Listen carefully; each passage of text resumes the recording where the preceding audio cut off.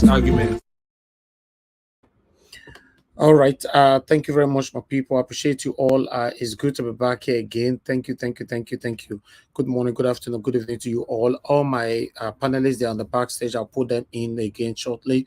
Yes, I want us to really talk about this particular topic, because some of you might look at it like it's just a normal topic. It's not a normal topic. For your religion to be regulated, then it's like somebody telling you how you can serve your God. You know what that means? Somebody telling you how you can serve your God.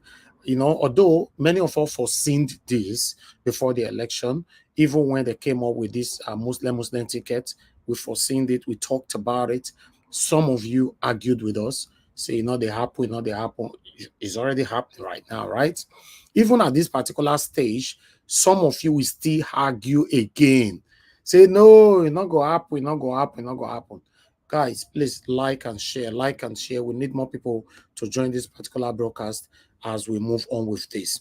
Like and share. I'm going to play that, recapitulate back on that particular video again, so that some of you that are just joining us right now, you can understand where we are coming from. Let me quickly recap. Different entities, But now we have this bill that's trying to interfere, in the way Christianity is run. It's even going and saying that there's going to be a council in Abuja, National Christian Council for Education, which is now going to prescribe syllabuses for schools at all levels, which means primary school, secondary school, seminaries, universities. So you're going to have Redeemer University, for instance. A council in Abuja is going to say, these are your syllabus. We're saying this is quite dangerous. Dangerous because, where we are coming from before now, there have been corruption of syllabuses in schools, They'll be teaching our kids LGBT, masturbation, and all that. I'm a lawyer. At one time, we went to court. Now, these people abroad, because they are putting pressure on African countries to destroy their human capital. So this is not just hearsay or conspiracy theory. I am inside because I go to United Nations, I know what is happening. Now, they are coming with this bill, and this bill obviously is being sponsored from abroad. So you have a council in Abuja where they will not prescribe a syllabus, and that syllabus will contain LGBT and all that. You contain masturbation, because they are targeting our young people who are in school so that to destroy them. That South Africa has gone. South Africa in this matter, when I say it's gone, it means that South Africa has legalized LGBT, transgender, and all that. And the United Nations is also involved, United States, and all that. Kamala Harris, Vice President of the United States, has been going around 10 African countries. They must legalize the LGBT. Now they are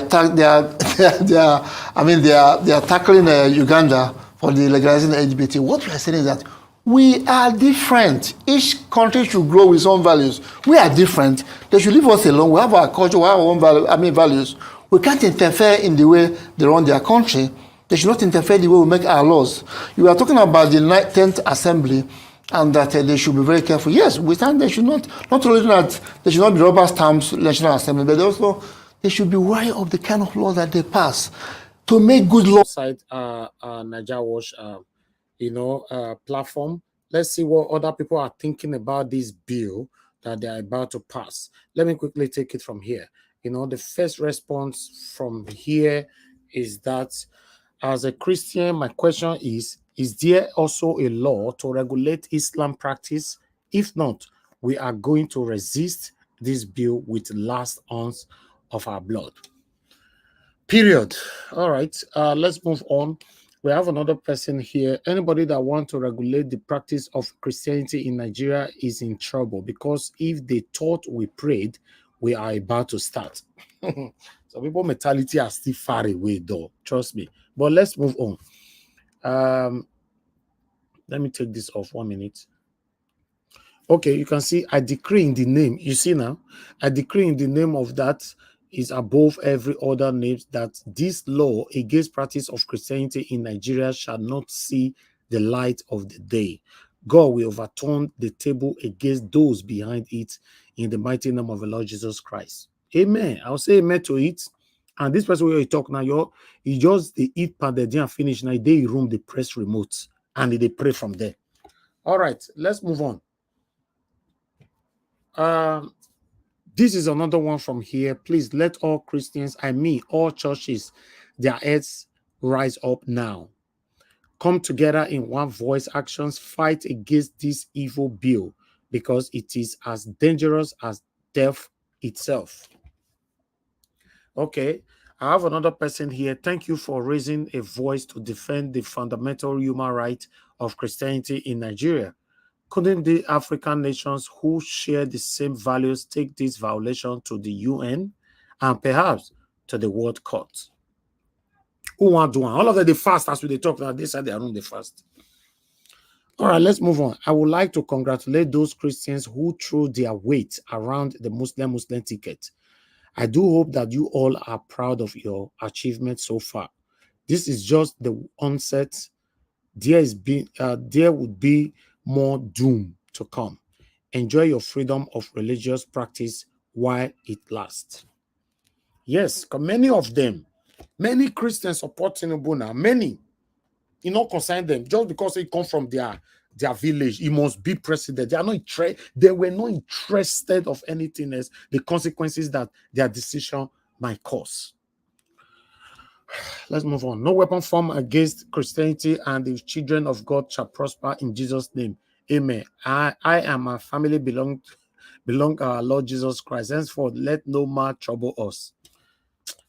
We say this person, I see him, man. He deserves better slap because you don't think they pray for his life. Nigeria never ever better. Let's move on. Why not all be to end corruption, poverty, nepotism, inequality, disobedience to the rule of law? Is religion the cause of the above? Is religion the problem we are facing as people? These are the kind of patriotic Nigerians where I want to hear from. Let person they tell me I ban, I rebuke, I cast, I forbid. The realism is in your face.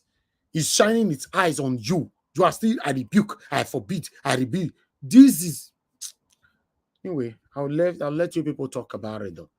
This is one of the reasons why people are worried of Islam-dominated central leadership.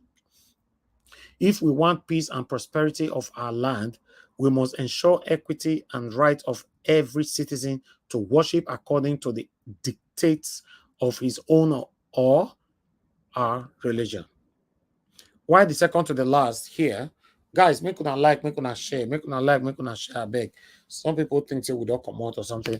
Okay, these people are only making laws to protect their own interests. This bill coming because of what happened during the last election in Nigeria. This is very sad. Exactly.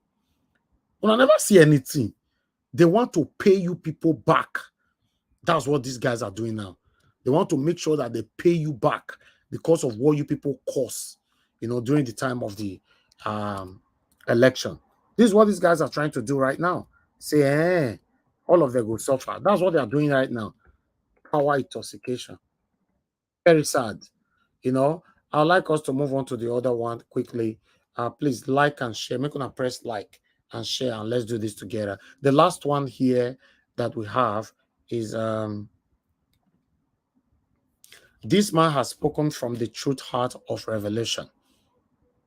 All Nigerians and 10th Senate should listen to him. Okay, that is all. That is all that we have for you right now. I'd like to hear from the people on the panel. I will take you from there. I can see a lot of you were calling in. That's fine. I'll take it the way it comes. Let me see if I'll pick in a call right now. Okay, Mr. Chris from Dublin.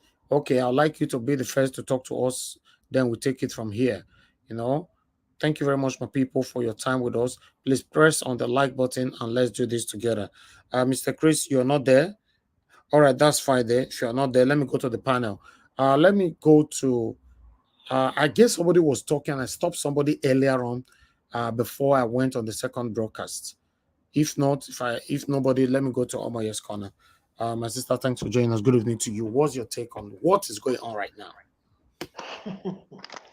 Good morning, Mr. Elvis, and everyone on the panel and comment section. Greetings to you guys.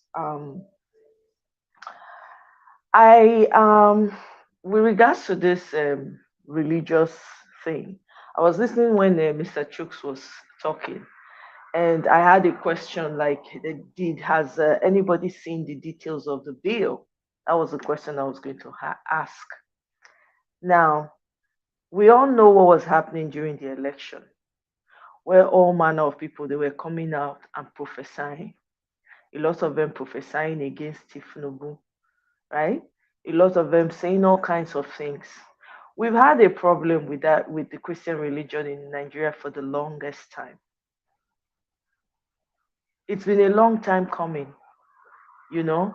So to now see that it has been clear to all of us. I don't think anybody was surprised. It has been clear that they have an agenda in mind. And unfortunately, the Christian leadership is corrupt. All of them have been silent throughout all of the atrocities that has been going on in Nigeria. Do you know the number of Christians that have been deleted in the north alone? Maybe they are running into their millions. Christians that have been deleted. They watch the Christian leaders, they see what they do.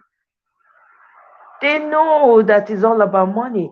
The tithes they pay, some of them, for some of these Muslim clerics, they send tithes to the church too. And some of them that were Muslims convert easily, become Christian, and become pastors to take their own share. The church, the Christian religion has been long infiltrated, so it's not a surprise what is going on. If they become successful in doing this, then that means that the agenda they had all along, that's what's playing out for everybody to see right now. The man that came to talk about, he's just the whistleblower. He just came to sensitize people about what's going on. I don't think that the man who came to provide that information to all Nigerians had any mission other than blowing the whistle about what's going on. The real question is, we know that the Christian leadership has failed. What about the Christians? Because Christians are in their millions in Nigeria still. Somebody made a comment and said that Christians far surpass the Muslims in Nigeria. It's true. Where are they? Because it's now up to every individual Christian that spends all their time in church, worker, everyone. Where are they? I expect them to be in the forefront of this fight. That's what I expect. Because I tell you for free, if anything, if they touch the Muslim just by mistake, only the name you call them by mistake, you're in trouble. Only their follower, one follower they go come at you. They go come at you with full force. My question is, where are the Christian followers? Because it is clear that your leaders have failed. So where are the Christian followers? Those ones that believe in daddies and mommies, where are they? The ones that sleep in church Monday to Sunday, back to back, where are they? It's not up to the leadership alone. If your leadership, they smell, what do? You have to take up responsibility for yourself. If a father in a home, for whatever reason, is no longer there, who steps up? If he has a male child, he steps up. If he doesn't, the children, female, mother, steps up. So what are we talking about? This thing is not just for the religious Christians. It is. I also blame the followers, because the followers follow blindly. They follow blindly. I expect that a lot of Christians will be. Their social media platforms will be on the increase right now. It will be blowing up. Their fire will be coming, holy anger, as they say. But everywhere is silent. What are the guarantees that this is not going to pass? How do we know that it has not already passed? Because remember, in Nigeria, they do everything in the dark. How it takes us never pass already? Now, the after effect they talk about now, because Nigeria, everything is shrouded in secrecy. The only thing that I see is that the citizens now have to take. Now it's now become a citizen affair. It's no longer the lead because the leaders have been the corruption is vile. It's beyond description. It stinks. The stench has covered the entire atmosphere and the roots. So it's up to the people now. The leaders are not, they don't care. They have private jets. Are you kidding me? If anything happens in Nigeria, they will hop on their private jets and leave everybody. It consign them. In fact, they can even lead as it be, so they go abandon the family where no follow. They go abandon and go start new one. Not today. It's not today. And then with regards to this whole agenda, the US has been trying to push it for a long time. It's about population. They're trying to decrease the population of Africa. There are so many speakers that have come up and are threatened by the African population.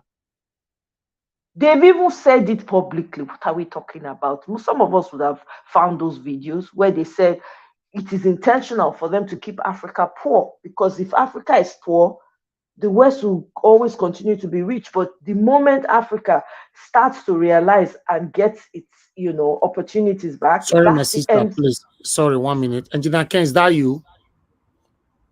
Okay, yes, I can see you. That's fine. Thank you. You can turn off your camera. Go ahead, my sister. Yeah, that's when, once Africa gets, opens their eyes and starts to see the reality on the ground, the West is done for. So everything they are doing is orchestrated. It's intentional. These people don't just sleep, wake up. It's intentional, and that's what we're saying. And that's why everybody should be concerned about the visit from Bill Gates. That man is not liked anywhere. In America, he's not a broom that they sweep and come out. I don't even think he stays in America as much as he's always all over the place looking for ways. They kick him out of Kenya. When he went to Kenya, on the floor of the house, it was the women, kudos to the women in the Kenyan parliament, that stood up and said, we don't understand this man, this GMO thing. What does it mean? Pushed back on it. My question is, do we have those people in Nigeria? Do we have anyone who's going to speak up for us? There is no one. Judiciary, fail, 0. Police, 0. Army, 0. Maybe, I don't know about Navy and the rest, but everything we've seen so far now, 0. Who will speak up? There's no one. Who is left? The citizens. If the people for the church, all those people, they do 40 days fasting, 110-day fasting, a revival, block the whole road for Ibadan Express Road, block the other ones that they do, everywhere they do their own revival, everything. If every one of them come together, say, no, we are pushing back on this, we will not, me and you will sit down for here, they discuss what they discuss.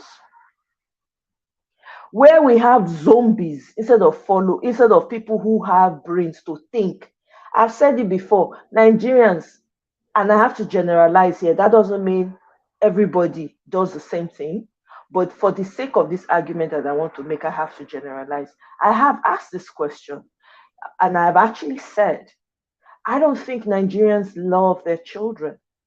It's evident every day. They don't love their children. Look at the mess we have.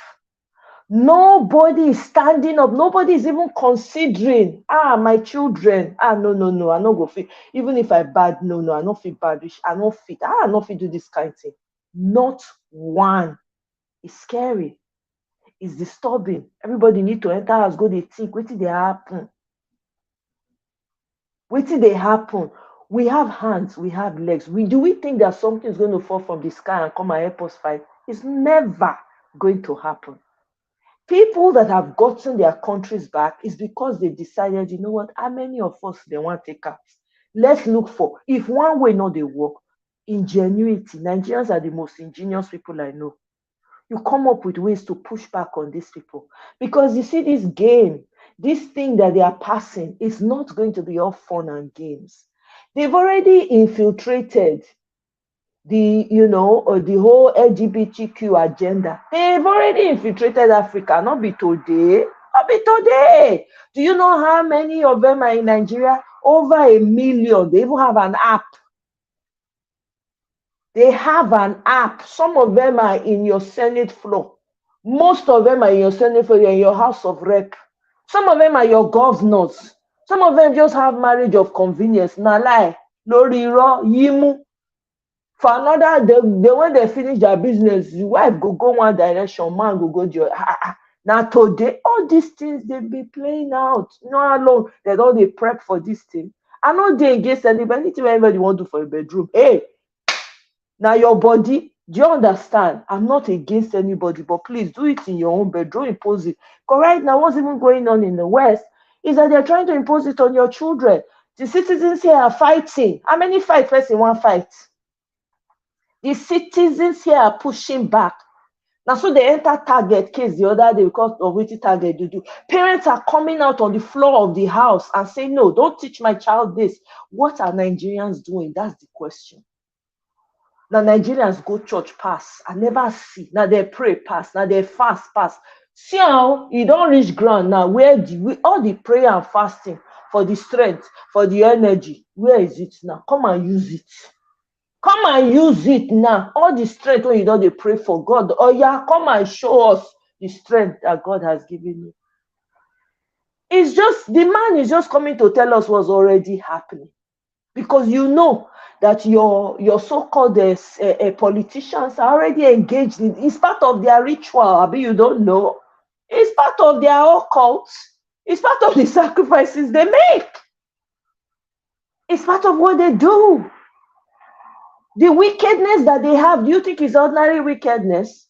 Your heart, you have to be completely devoid of emotions and a heart or empathy for you to do what you're doing. For what we are seeing in Nigeria, it's not something that you can just do with your ordinary eye, because your conscience will speak.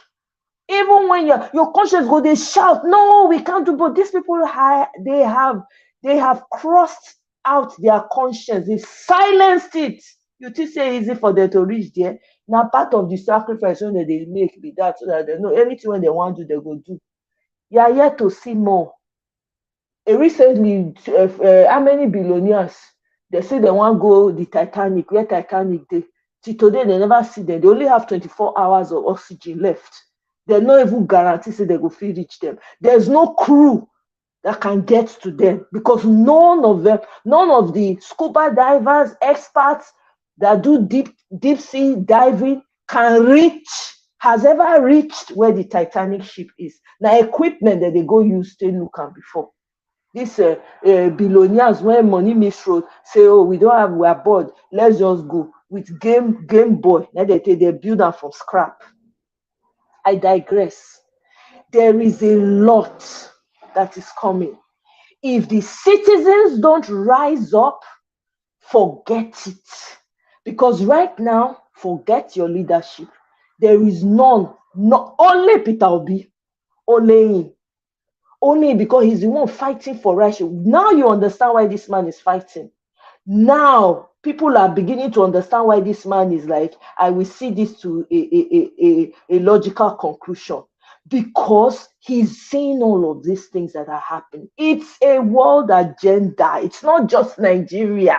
There are many things that are happening. If Nigerians, and somebody made a comment and said Africa was the only continent that is removed from all of this, but because they want to come and infiltrate it, will you let them? That's the question. Because your politicians, forget your politicians. They've been bought and sold many times over. Forget your religious leaders.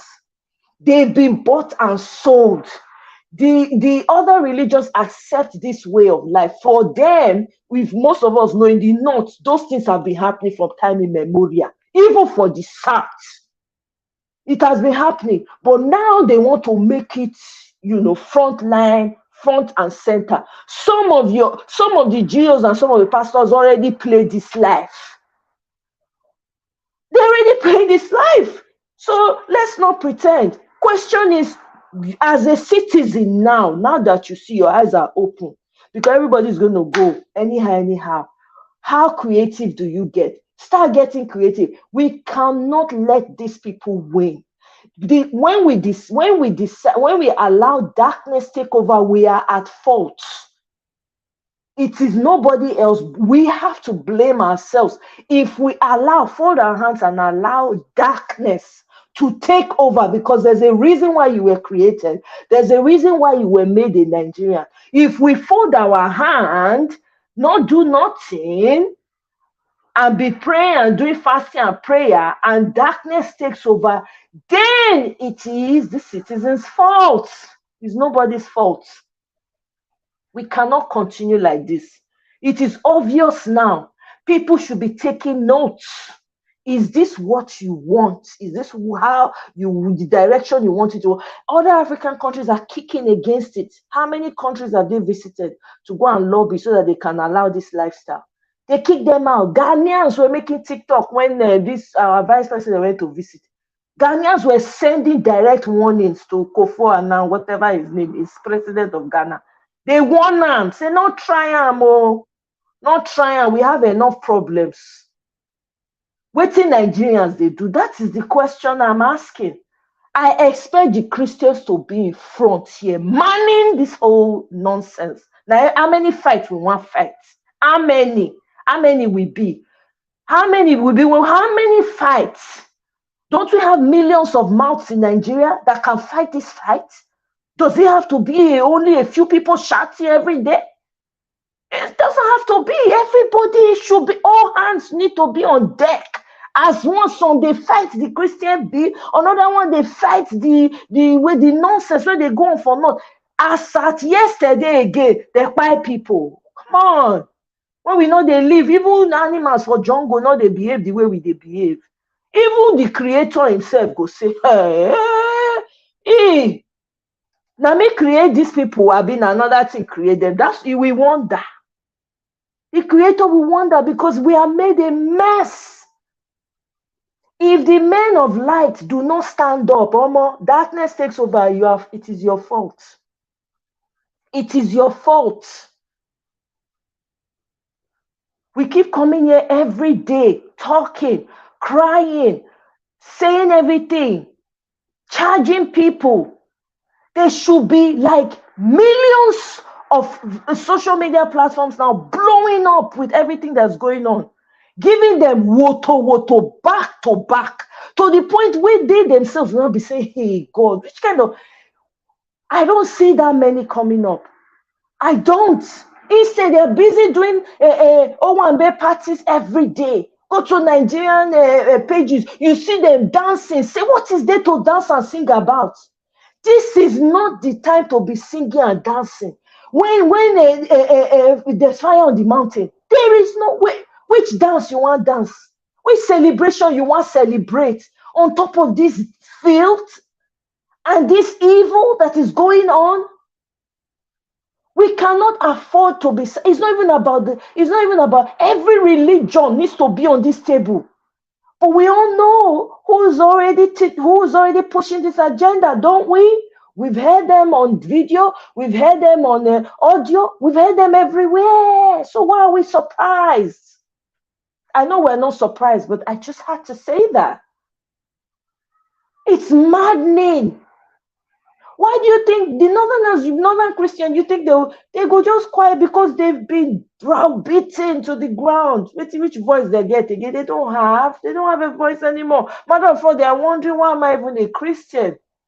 None of your leaders show up for them. Was it somebody said when they came for a particular group of people, he said, no concern me, no be my brother. They came for another group again, no concern me, no be my sister.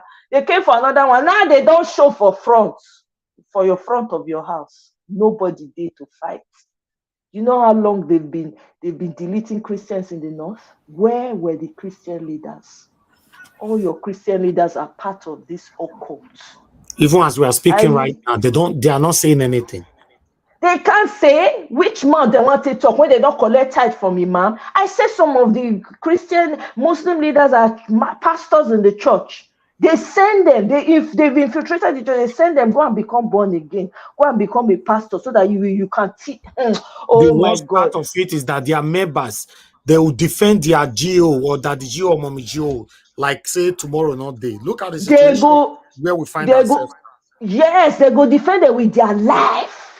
I don't go so. You get one woman when they call some of these pastors asked before. What did they do to the woman? They shut the woman down because she was speaking the truth with only anger. Only one woman. Only one woman, they no agree. You touch not my anointed. Touch not. Your anointed is squeezing. They squeeze you like wrapper when they wash. When they squeeze water out. They squeeze the life out of you. People have done atrocities. People have done damage to other people's children, daughters. When they come out and they speak, this is what this person say. Hey, they will run a lie. He say lie, yo. You see their followers. Where are they now? All the touch not my anointing. Where are they? Where are they? Where are they? If darkness succeeds in taking over in Nigeria, the Christians should be in the front of blame because you see, Bible say the judgment will start from the church. Is it not what is already? Because the Christians don't be Christianity that they teach. They know they teach now their own God that they teach. They know they teach the real one. Maybe this is judgment for them. Maybe this is judgment. Which year you want to hear? The days, oh my God, how I miss the days of Idahosa. Now Idahosa time now you want to do this nonsense. Idahosa when they talk to IBB, go say IBB, sit there. You are not doing nonsense in this country. Like that again in Nigeria. Never. I yield. Thank you. Mr. Bright, my brother, Bright Asamota, thanks for calling in. I beg talk to us, my brother. Good evening, Mr. Niger Watch, and good evening, Niger Watch family. Good evening to you. Thank you for having me, and I thank you for your effort so far. You are really trying for us, so not be small work. Thank you, my brother. You know, you see, Mr. Niger Watch. You remember last time I called on your program, after the call, I just had to follow the program, and I was listening to people commenting, and people were. They were frowning at my suggestion. I think we are here today now. It's just that some African, let me say some Nigerians, they haven't still understand what is happening globally. You understand? The kind of Christianity we have in Nigeria is all those who want their own. I'm sorry to say, but you have been, this pray has been happening since when I was one. And I'm old now. My child is growing. We are still where we are. Let me give you a verse in the Bible for you to understand what I'm trying to talk about. From the book of Genesis 1 verse 26, it said God created man in His image and likeness, and He said you have the dominion over whatever is on this earth as a man. So indirectly you are like God. That is how God has ordained a normal human being. But some Africans still believe that they don't have that power in them. So they need to cry, they need to wail, they need to jump up and believe in some kind of miracles to happen to them before they see the light.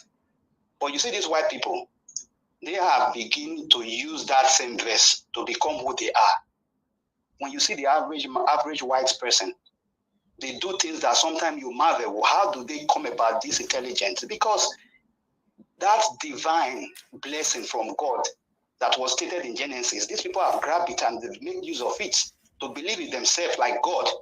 Because they say, if your son is like you, Mr. Elvis, it means that some of these characters you have as the father, your son is going to have it. That is what the Bible is saying. Yes. So if God made me in His own image and likeness, why will I kill myself and decide to belittle myself that I cannot do some certain things when God has said, I've made you to be like me and have dominion over all the things I've created on earth. So you see, Nigerians are still pride. You any small thing, somebody will tell you, let us pray. Let us pray. Let us pray. I will just be laughing. You see this issue of all this B Christianity, this LGBT, whatever they are bringing in. My brother, I won't forget. Nigeria is like a test run to the Western world. It's a zone where they go test things because of our population and because of our diversity and our influence over other African countries. If you look at what is happening today in Nigeria, in almost globally, Nigeria is having a position in influencing other people, even the white man. Our music is going everywhere.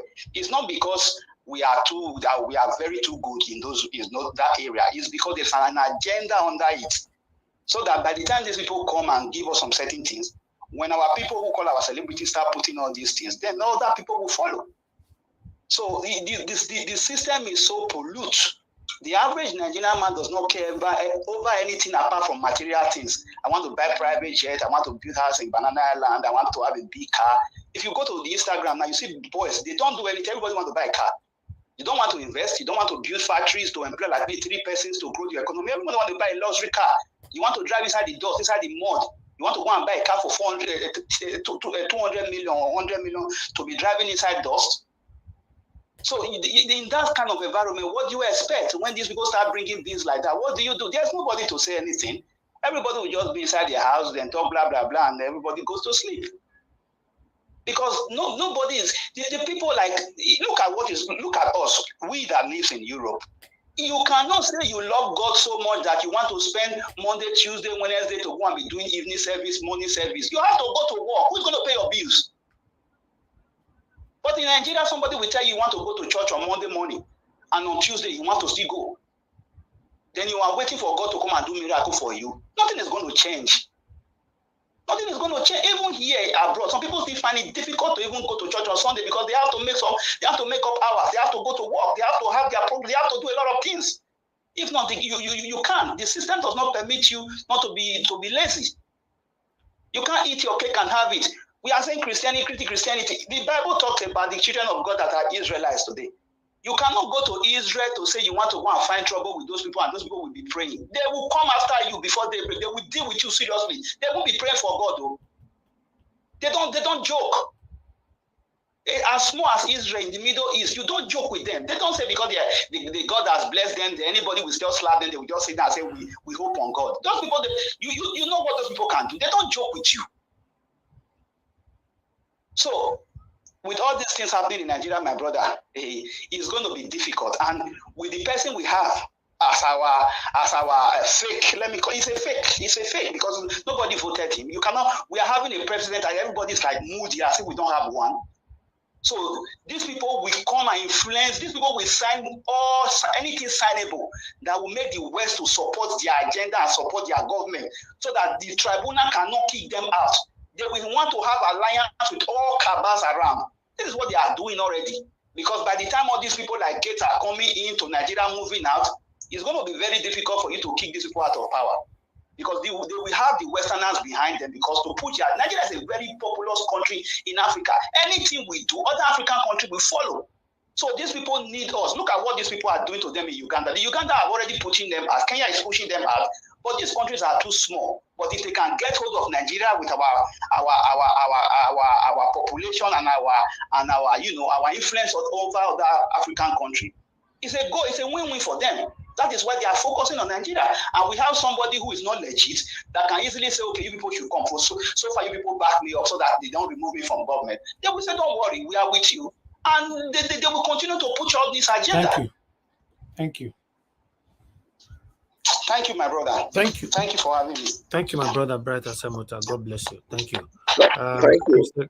Mr. Chris, I thought you were calling in earlier on. All right. Let me come to the panel and allow people to speak. Mr. Edwin, do you want to say something? Yes, can I speak now? Okay, go ahead. Yeah, thank you very much. Thank you, sir. Mr. Senator, thank you very much. And Omoye Kona, my dear sister, you're always wonderful. You and Rita, I'm always very, very confident and sure about you people. Thank you very much for all you said. You see, if you go to Nigeria today, you see ladies coming to check into a hotel. After 3-4 hours, you see another girl will come and ask of her, and what are they doing there? It starts being spreading. And now these people want to take this thing out. Nigerians, those people we now have at the end of affair, they are not there for Nigerians. They are there just for what they can make and take home for themselves and their family to live an exorbitant life. Nothing more than that. Like what we are all saying now, we are just making this noise now because it has been exposed. For people to say maybe it's just a Muslim agenda alone, that is what I disagree with. It's not a Muslim agenda alone. This thing is in collaboration already with most of these people who want to influence Africa with this satanic agenda.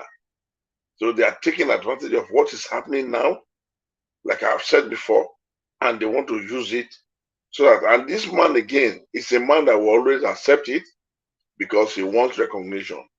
He wants to be reckoned with. So for that simple reason, he can compromise anything. Whatever the end comes to be is not important to him. And what are they trying to do now? They are not trying to. Let me tell you one thing. The same Westerners, they know this thing has been existing in the North. I was so happy just now when Ekwowusi mentioned it directly the way it is. It has been existing in the North. Seriously. So now it's no more new to those people. It's only in the Christian domination area, dominant area that they are finding it difficult to really put out. And most of our young ones, they're already going too far into this thing.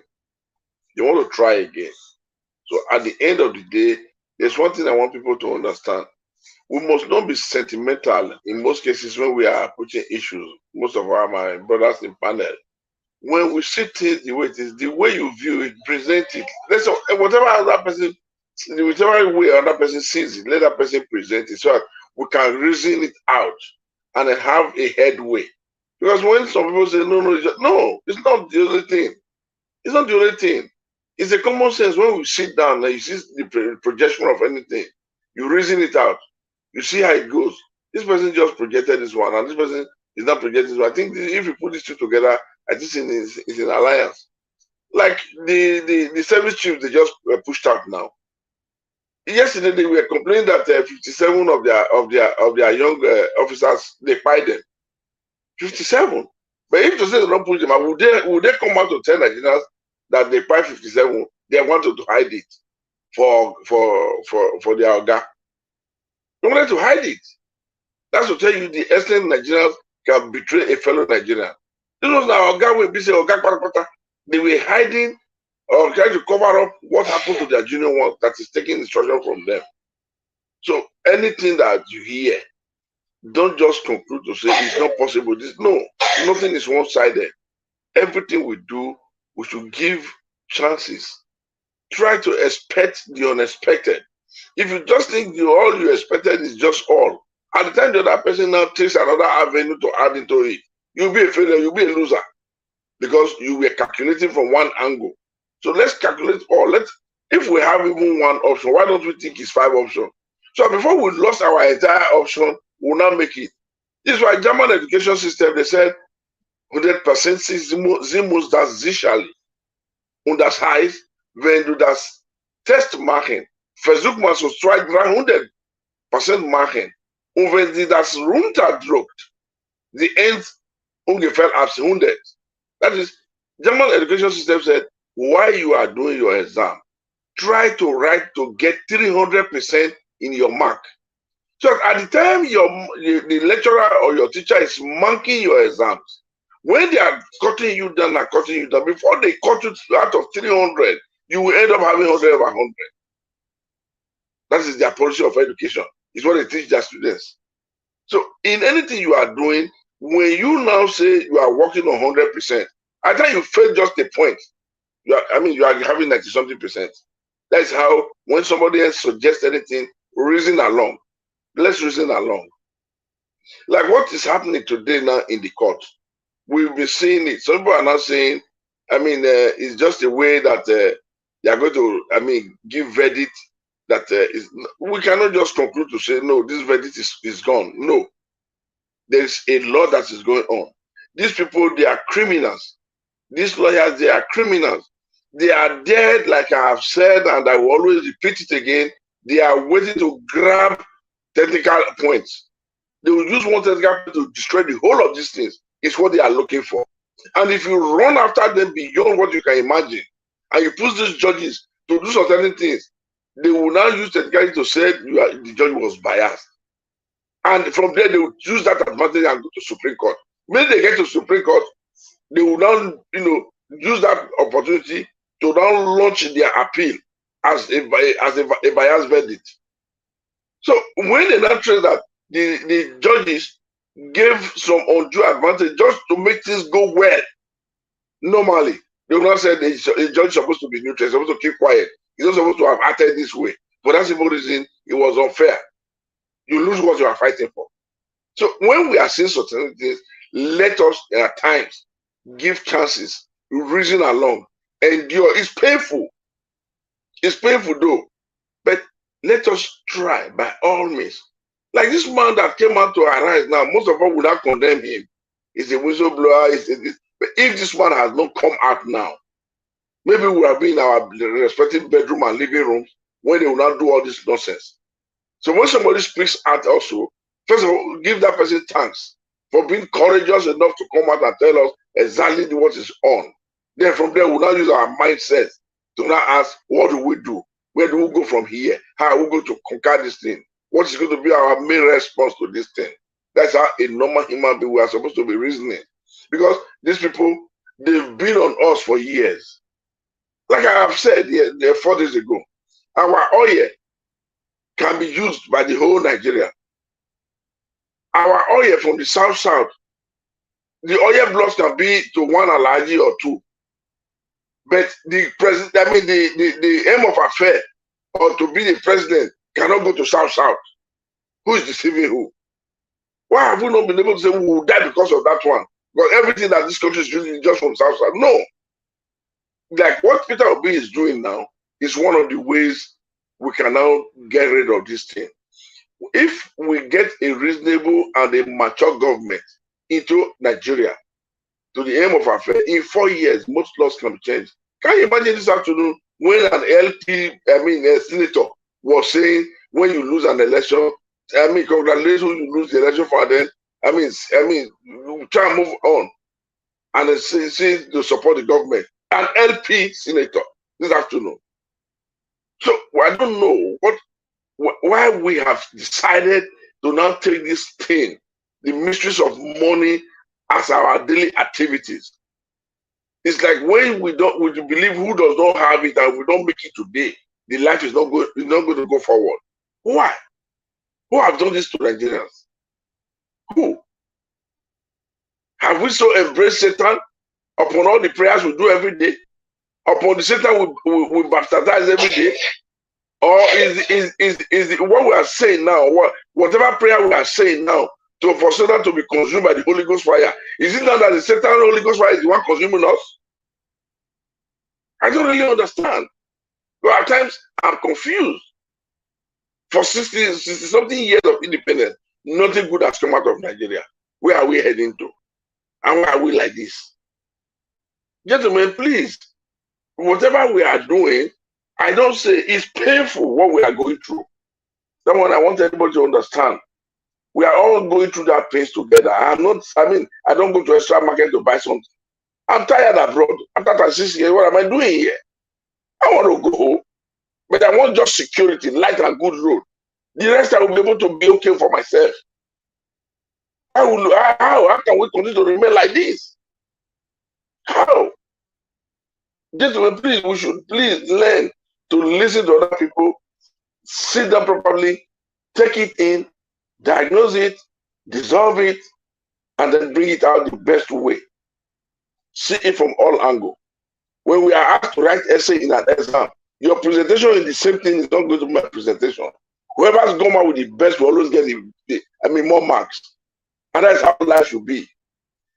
We all should try, please. I'm begging everybody that this thing that's happening now, for me, if the churches, the leaders now go to surround the House of Assembly tomorrow, House of Rep and the Senate, to say what we are hearing, we want to know exactly what's happening. I think this will change. So thank you very much. So I thank everybody in the panel. I thank our comment session, men and women. I thank all of you. Fellow Nigerians, I thank all of you. So I'm here. We'll continue to reason along with ourselves. Thank you very much. Thank you, sir. Thank you. All right. Before I call on the next person, I want to ask, currently we only have 103 likes, and we have over 500 people watching us. Although this topic, I don't know, is not attracting more people. The thing will concern us more. We know they take them serious. We have about 500 people watching us, and the likes is minimal. Can you please press on the like button, my people? Press on that like button. Let's take the like to 200. It's very, very important. If you can hear my voice right now, continue to press on the like button. And I can see the shares that we have is only 36. It's also very, very low. If you can help us to copy the link, post in another platform where it belongs, help us to continue to press on that like. It's currently on 121. God bless you all. And yes, since we started this broadcast, nobody don't buy me water. What's happening as well? If somebody can buy me, what thing I want to ask for now? Is it water or coffee? So I go carry drink coffee yesterday. All my body, I can't go the bath reach 3 times a day. All my body they hot. No, no, no, no. I know I like the coffee I go buy. Just support us, super chat us. Thank you. I God bless you now because it's really, really, really hot right now in the UK. It's very, very, very hot. So if you have to drink coffee this time, you have to be iced coffee. Iced coffee, is better this time. Yeah. Thank you very much, my people. I'd like us to move on. Let me call on the next person. Let me quickly move on to people that have not said anything at all on this platform. I'd like to hear from Nolly77, then go to Blank Panther, and then come back to Engineer Ken. Okay, Nolly77, if you can hear me, sir, good evening to you. It's good to have you on the panel. Please talk to us, sir. Good evening, Brian. It's good afternoon from here. Thank you so much for accepting me to the panel. At least I followed the rules. You didn't shout on me to put on my camera and other things. Thank you so much. You said what? Say that again. I say at least I follow the rules. I know what is going on. Nobody tell me Exactly. to put on my camera and God bless you, sir. Thank you. Thank you for your understanding.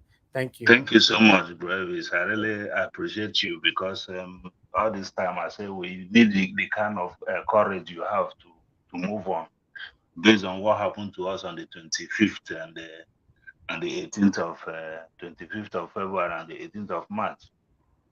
Thank you so much, my brother. I really appreciate you. Thank you. The reason why I entered the panel tonight, this afternoon, is because of this topic. Because to me, I would say that I love what is going on. I like it. The reason why I like it is because I was having hope, believing that Muslim ticket we make our Christian leaders and our Christian brethren to be, to actually decide what they want in Nigeria. But I found out that many Christian leaders was talking about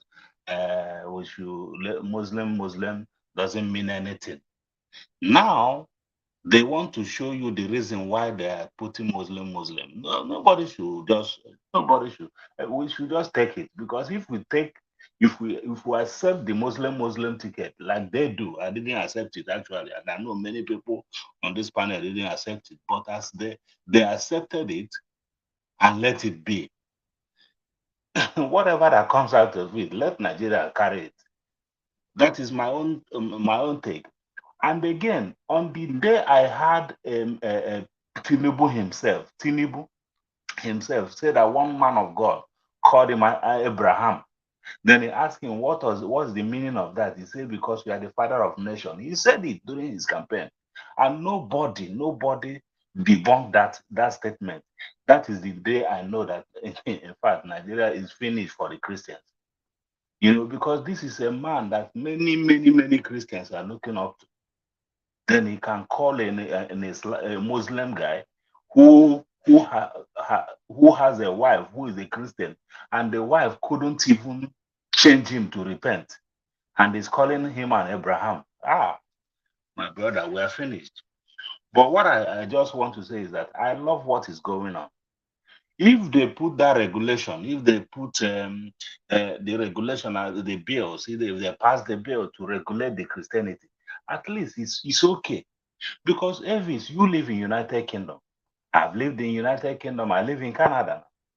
But you found out that in all these nations that we are living, Nigerians are running up up and down to. You find out that they have Christianity here, and they build. In fact, they're building their country based on Christian value. But the way they do that Christianity, is it the way we do it in Nigeria? That somebody will leave his business Monday, Tuesday, Wednesday, Thursday, Friday, Saturday, Sunday, they're in the church. And the pastor who is, I don't even understand it. They can't even ask their member, why are you here every blessed day? They're deceiving them to be coming to church on a regular, every day. My brother, it doesn't work like that. Once, like that our brother, I said what that I called on phone. He said that even on Sunday, that we don't even find time to go to church on Sunday. In Europe, they put on Sunday, they make it the fact that if you work on Sunday, that is the day you get extra money. You get some of them they pay double on Sundays in order for you to come. And we found out that on Sunday at work, people are full. People, no, you won't see people. Everybody is in the church. It doesn't happen the way. And the way Nigerians are worshiping, they are worshiping with their heart, dark heart. Wickedness in their heart. Somebody is coming from church, but inside his heart is wicked. You look at what is going on in Nigeria, you find out that you ask, is it not these people who are in the church all the time? My brother, I like the regulation, the rules, the bills they want to pass. If they pass it, I will be so happy. We are fighting all this battle. People, Christians are telling us, this is the will of God. This is the will of God for Nigeria to be the way it is. And now they are about to do. I want sanity to come into Christianity to Nigeria. If they can do it for us to get sanity, for the members to know that we have to fight for our battle ourselves. I like what that my brother said, that Israel, on which we are going on privilege in their country today, they don't, if you speak, if you do anything against them, they're not going to the synagogue praying that their God will come and fight you. No, they fight you themselves. They fight you themselves. Nigerians are so, in fact, they make their country, I don't know. It's just because of the love we have for our fatherland. That is why we come here every blessed day and be talking about Nigeria. For me personally, I know that Nigeria, in fact, Nigeria is not happening to me. It's not happening to any direct member of my family, like me and my wife, my children. Nigeria doesn't happen to me, so I can as well decide not to talk about anything talk anything about Nigeria, and I will live my life. Likewise, everybody here. Every day we are talking. The other day, our sister called from Nigeria and said that she went to Nigeria. She was weeping that Nigerians have moved on. They have moved on with their life. They are doing they have forgotten what happened. Even though you are waiting for for tribunal, why can't you people just say no? This person ruling us, but Nigerians they are accepting it. They give them crumbs that fell from the table, master's table, and now all of them have realized they are eating of the crumbs, thinking that I remember when Buhari come into government, 2015, the same thing he start doing, start arresting people, putting people on, even some people by their own bring out money that they have stolen and come and bring it back. But what happened in that Buhari government? What happened at the end of it? Nigeria was subject to, in fact, Nigeria become the worst country in the world because the way we 133 million Nigerians. You know what? 133 million. England as a country is 67 million people. England as a whole 67. Canada as a whole just become 40. But I tell you that 133 million in Nigerians are poor, very poor. Oh my God, my brother, I'm really, like me. What I said, the reason why I entered to just air my view that I love this regulation. If they can do it, let the Christians in Nigeria get sense, man. Let Thank them get sense. Thank you so much, my brother. And meanwhile, Mr. Elvis, I really appreciate you. To be sincere, you are, in fact, if you are like two that I know, if there's two of you that I know that is fighting this thing the way you are doing it, forget all those ones that do on the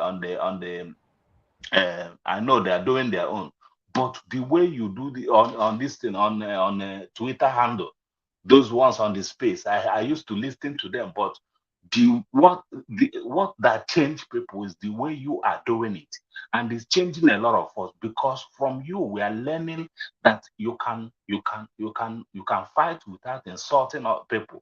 You can air your view without make cursing other people. So I love it. Whenever I listen to you, every blessed day I am here, I listen to you, whether I'm at work or anywhere, I put my earphone on my ear and I'm listening. I'm listening to you, and I see the way when people want to come here to misbehave, the way you put them without insult. Thank you so much, my brother. I appreciate you. I appreciate you too, I sir. do. Thank you very much for Yeah. the encouragement. God bless you, sir. Yeah. All right. Okay. Thank you very much, my people. I can see more people want to come in. Okay, we have a space right now. I think we still have one more space, I guess. Okay, yes, okay, it's already in. It's already in. All right. So let me go to Mr. Black Panther, my lovely brother. Are you there with us? How are you doing today? It's good to have you on the panel. Please talk to us. See the one who comes today. Are they here? They don't come with their Christian. They carry us, they go where we don't know. They carry us, they go where we don't know at all. Pa Idris self enter the bus too.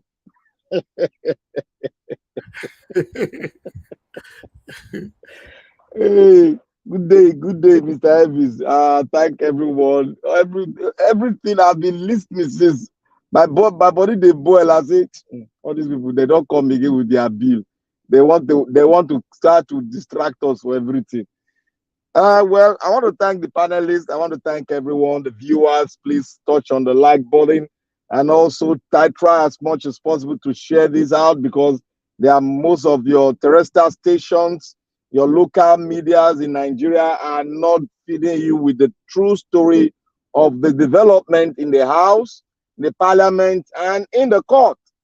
So always glued to Niger Watch. Glue your eyes there and receive information that will make you abreast with what is happening and how the process of the so-called quote and unquote democracy is going. Now, I want to say I support the control of religious, both the Muslim and the Christian. But the way they are going about it, with the attachment of the so-called brigade crying from one place, because I know what they are doing now, they are trying to sneak in the gate issue into it, but they have to put a platform that will make them do it. But I want them to regulate the Christian bodies, because Muslims, they have disguised, they've come into the Christendom, they are telling us that they are born again, but they are not born again. That is why we hear pastors, many Christians, many people that their fathers, their generation are Muslims, but they disguise and become GO. And we are seeing it. They open schools. They tell you that the house of God is not the house of charity. I wonder what they are preaching. If the house of God is not charity, what business do you have with Christ? If the house of God is not a home where you dish out charity, then you don't have any business being in Christendom. That is why I tell people, you don't need to pray to know the bad pastors or bad GO or good GO. You don't need to pray over it. If you are praying over it, you are telling the Holy Spirit that the Holy Spirit is not necessary, is not important inside of you. And you have discredited the word that says, greater is he that is in you than he that exists in the world. That is the understanding of the word of God is paramount, and Christians, a lot of Christians, they close the door to that. And they've immortalized, and they are worshiping, they are idolizing their so-called daddy G.O., daddy F.I. or F.O. They've idolized them, and they are committing sin. That is what most of them are. Even you that come here to say, touch not my anointed, I do my prophet no harm, you are idolizing your God, your G.O., and you have committed sin. When Moses was there, even doing the good thing to the Israelite rose against him in some issues. The Bible said there's liberty in my word. It is God that said it. There is liberty. What is the definition of liberty? You have your right. You have your right. So any Christian that will come here or anywhere to say, touch not anointed, don't talk against the man of God. If the man of God pronounces, who will pronounce what? The man of God curse cannot go upon any Christian. Get that into your heart's call. It cannot curse you. If you're a Christian, what did the Bible say about curse upon a Christian? Have you forgotten it? Is it right for a man of God to pronounce curse on a Christian? No, that man of God has committed sin. Because the Christian, the Son of God, cannot be cursed. If he can be cursed, then what did Jesus came for? See, the way Muslims are disguising to be Geo, I know about 3 of them. Powerful Geo, having 3 private jets. But they are not Christian, they are Muslim. That is why they are silent. But they pretend when they get to the altar, that they're satanic altar, they pretend to be Christian. And they turn the Bible upside down. You cannot speak. Every Christian, assuming, let's see, they are paying pastors. Are they supposed to be paying pastors? Let's see. They are building schools and you are paying tithe. You cannot go to the school. They are building university and you are paying tithe. You cannot go there. No scholarship for you, for your kids. And you sit down there, you say that man is a man of God. You have lost your senses. And you call yourself a believer. You have lost it all. Why did the Bible say, my people perish because of what? Lack of knowledge. They are bringing bills in now. The men of God all over Nigeria, they kept quiet. They introduced so many things, they kept quiet. Obi is fighting in the court, they kept silent. They are not talking. Evil is happening in the land, they kept silent. I've already said it to all of you that are following Daddy Gio, all those big churches that have one, every street you go in Nigeria, you have one. You come to Nigeria Watch and said, oh, we should not talk about the pastors. They are trying their best. You have committed sin. You know the sin you are committed. You see evil. You close your eyes against that evil. You have committed sin. You see your man of God doing something contrary to the will of God, not the will of what he preached. To the will of God, not the will of what he preached. Because it's not your God. God has ordained every one of you to be the prophet of your life. It is what you speak that will happen. They said, every man, you can be a priest, some are priests, some are king. They are for the what? Edification of the body of the house of God. But most of you, they just flip you around like a born baby as they put pampers for baby. They flip you around again. You still close. They flip you around again. Then you start watching Mommy Gio, Daddy Gio. Then a lot of you will now start quoting Bible. And men of God, they said it in the Bible, men of God. Elijah, men of God, people that claim that they were worshiping God. Elijah called, and fire came from heaven and consumed all those people that are desecrating the house of God. You say you are prophet. Who says there is prophet in Nigeria? Let the person come out and speak and tell me the characteristics of a prophet. I have said it all year. Nigeria, 95% of the pastors there, they are not men of God. They are worshiping mammon. Because by the fruit, by what they speak, you shall know them. And by their character, you shall know their footsteps. Look, I was nurtured by a man of God, a big man of God. Sometimes when he spoke something about marriages, I went against him. I told him, he's a very big man of God. All of you know him, but I won't speak his name here. I went against that preaching. Because there's liberty in the word of God. God did not go against anybody. And God did not say, oh, you must marry a this or that. You have liberty. If you are loaded with the word of God. But you are diverted out of the bill. I'm not diverted. I'm coming in now. No, but you spend so much time outside the bill. Talk about the sorry, bill. I'm coming. And the bill now. It will cost to the people. The bill now that is coming out now. One, I'll come from this angle, constitutional angle. It is against the Constitution of Nigeria. The bill was brought forward before, but it stepped down because it cannot even attain to third in the House. And they come again, they gave them a lot of money. Let me tell you one thing, all the politicians there, they are greedy.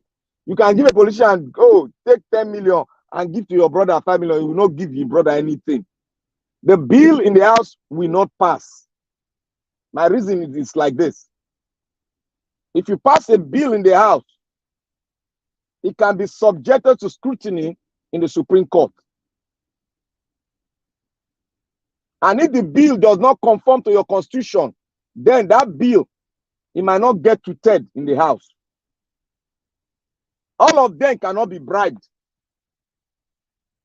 All the Labour Party, despite some of them, all of them cannot follow the same way. They not tie rope for their neck. So when we come up here, we are looking at Nigeria as corrupt. Yes, Nigeria is corrupt. Ruga, if I tell you how much the presidency spent on Ruga, it was more than 800 billion.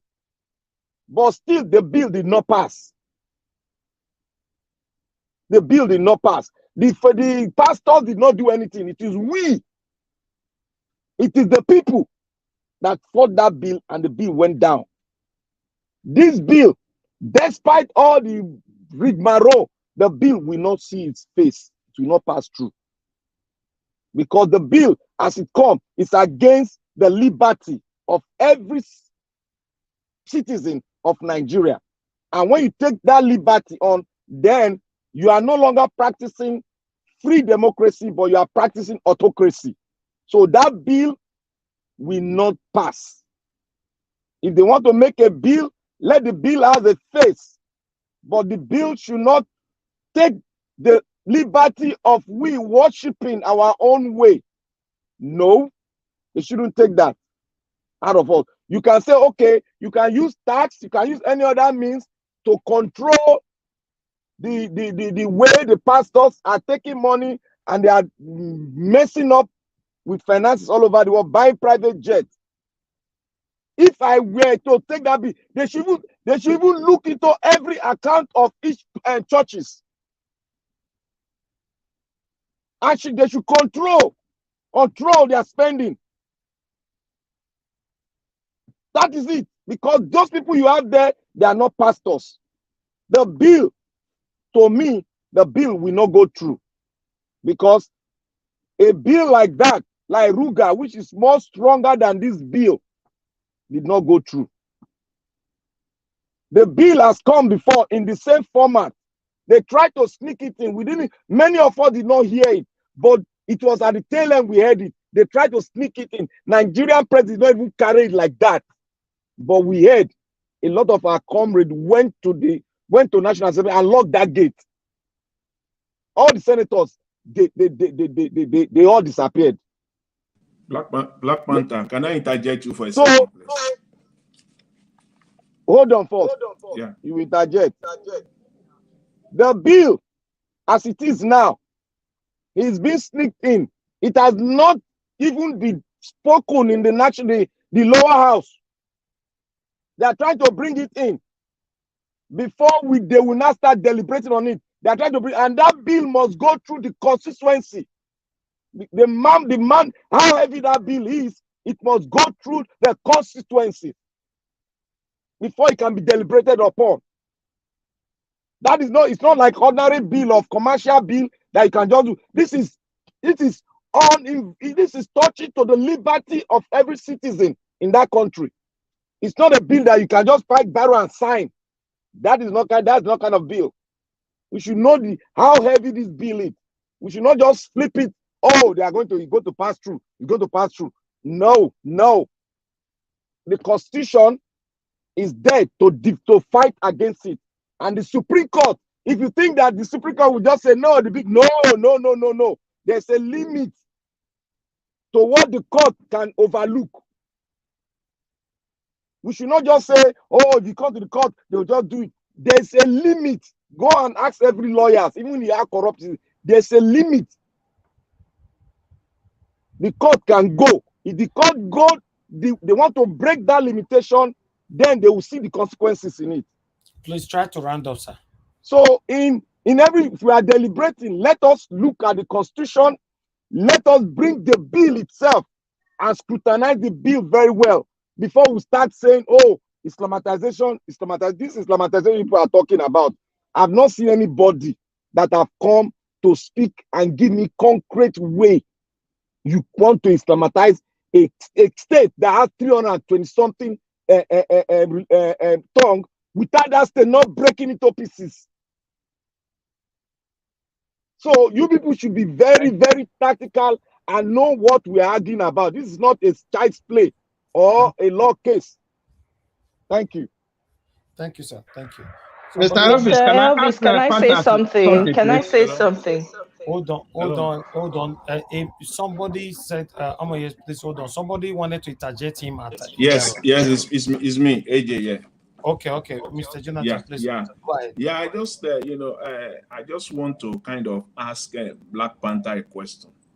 How will this bill rather take away the liberty of an average Nigerian? This bill, is all about the separation of state from the church. We are just, look, what we're doing now, practically, we are fighting for these church leaders. Can I answer your question? This bill, I don't see how this bill takes away the liberty of an average Nigerian.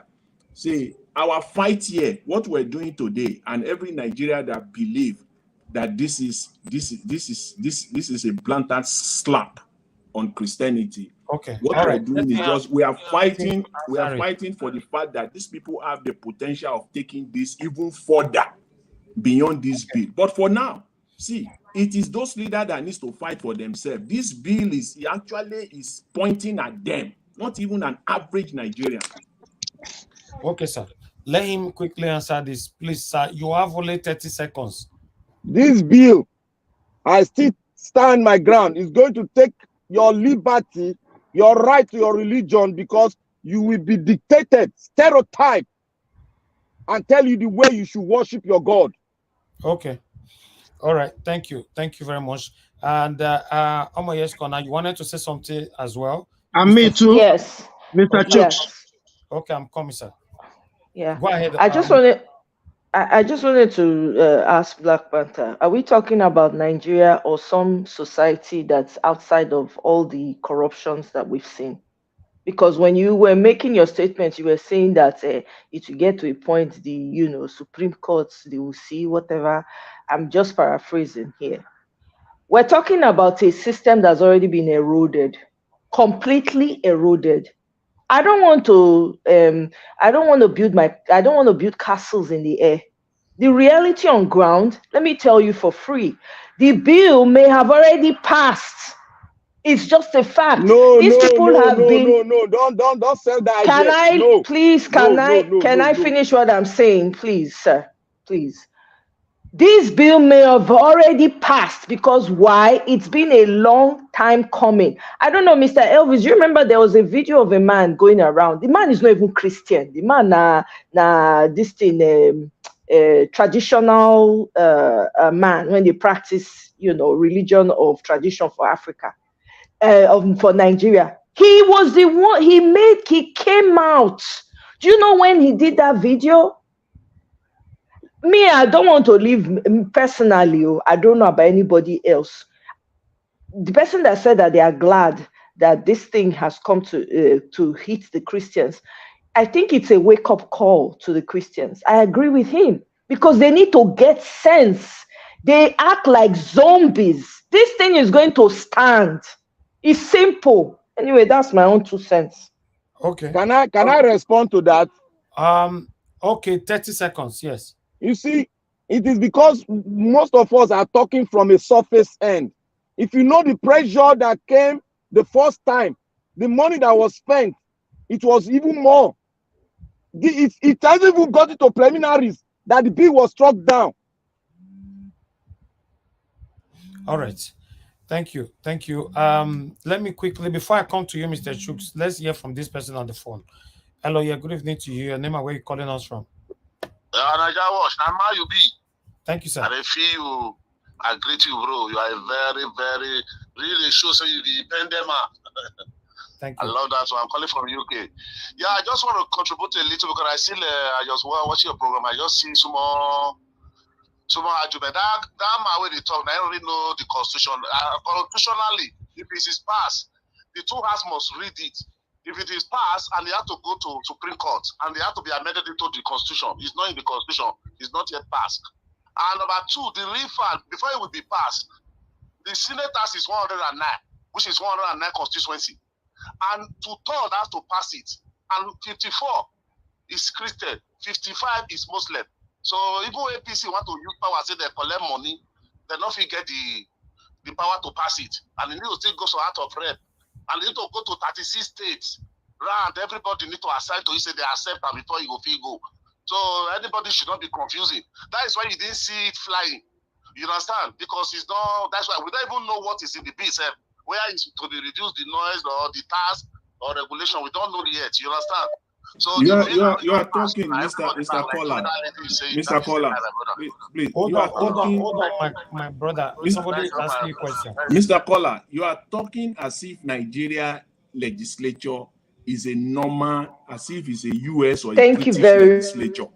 Don't forget about that. It doesn't happen. See, listen, this is the reason why we are talking about lobbying here. Hold on, sir. OJ, please hold on. Caller, go ahead. Don't say it's normal. Don't say it's normal. There is no bill that is going to constitution. We are talking about constitution here. You have to be constitutionalized. You understand? There is no constitution here. This is a bill. There is nothing like constitution. It's a bill on the floor. They will debate it. They will vote for it. It's not. There's no amendment here. This has nothing to do. This is bill. Please don't miseducate people here. This is a bill. He's saying the right thing now. 55 Muslim, 54 Christian. We don't. The whole 54 Christian. We just sleep, and 54 can only pass. 2/3 is what we pass the bill. 2/3 is not to 54. They have to be 66. So the old Christian now we just sit down. With their wife, they have their picking, they ask. They just say, okay, this bill, we work on the key Christian. They just put one. But let's think now, like But they have They've already put hands. They have already put hands. Mr. Elvis, can you play that video? There was a part where the man said it has already passed and he's going to. There was a comment he made to that effect, please. I know what I'm telling you. It's not bad. Don't let people be deceiving what is not there. Have you saw the bill? If you said it's passed, go on to Constitution. Go on. It's 2,000 and buy Constitution. Download it or read it if you will see that bill there. No, no, my brother, I disagree with you on this. Even though it's passed, the amendment for the Constitution online will not be visible yet. Okay, sir. Listen, if they pass it, wait, let that guy know one thing. It's not that articulate. It will take wait. To be updated. Elvis, if they pass it, they will make it a subsection of the Constitution. That's what they will put. So at the end, it does not need to go all that round. And mind you, this guy that is using numbers. No go walk. Then go wait now, let me finish. Wait. I want to talk like this. You wait now. Do you know what happened yesterday? Allegedly, this man approved 24 billion just for a housing accommodation.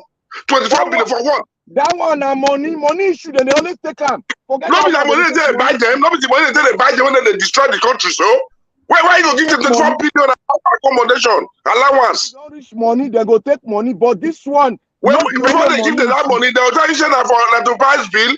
They don't tell you that to pass bill. They'll say that for this one, so allowance. They just pass with 4 billion yesterday. Okay, why don't not pass Ruga bill? Why don't not pass Ruga bill? Okay. That Ruga bill, when you starting that Ruga bill, we say people were already attacking their government in their various states. Oh, Epa, forget that thing. Okay, Epa, hold on. Epa, both of you hold on. I have somebody on the phone. Mr. Chris, thanks for calling in. Good evening to you, sir. Talk to us. Good evening, Mr. Nanja. My name is Chris. I'm calling from Dublin. Can you hear me? Yes, sir. Okay. Once again, good evening, Mr. Nanja. Thank you very much for everything that you do. The Lord's blessing will continue to rain on you, and it will never cease in Jesus' name. Thank everybody on the panel for your contribution. Well, I just want to jump on this Christian bill. I think for this, the anti-Christian bill, I think for this, I think I'm going to go with Madam Omoye's corner on this argument, concerning the angle that Black Panther and the other man in the panel, concerning the angle they are looking at the bill, yes, understandable. It might be difficult to pass the bill because of the demographics of Christians and Muslims and even the neutrals in the house. But we really need to look beyond that. It's the audacity. It is the audacity to even suggest this kind of bill. It's like somebody coming to meet you and asking you, Oga, if you want to buy your Pekin or you go sell, even though you are not going to sell. But you see that audacity, that intention to even propose that kind of bill in the first place. It's nerve-breaking. It's mind-boggling. It's staggering. And for the other guy that was trying to say that, they can't just pass it like that. They just want to use it to the bill is not directed towards Christians or it's just to control the leadership of the church. Okay, I beg to disagree with you. It has nothing to do with the control of any church leadership. It's targeted towards the practice of expression of your freedom of religion. We have to say these things the way they are. Some of these things are things you cannot even say against Islam at all. You dare not even try it. Not to talk of even bringing it to a public debate. There are things, we know what happened to Deborah. Just simple discussion in the WhatsApp group. And that was all. It's the level of audacity to even suggest it that even matters. I think that's the angle we should even look at it from. If they are not trying to kind of control any of your religious leaders, it's just the role that Christianity played in the last election. That's what they are trying to curtail. They want to try it. They will try it. They will modify it. They will try it. They will modify it. They will try it. They will modify it. And it does work. And let's not forget, at the beginning of the Buhari's administration in 2015, they made something similar like this, that the founders of the church, they can no longer be the head again. of the church. And that was why Bishop Pastor Adeboye stepped down immediately. And do you know that the proposal, the person that started that from the civil service, they kind of retired, whether they retired or they demoted that person. But it happened. It happened before in the very beginning of Buhari's administration. Yeah, it might be difficult, but the audacity is what matters. Thank you very much for the opportunity to contribute. Thank you, Mr. Chris. God bless you, sir.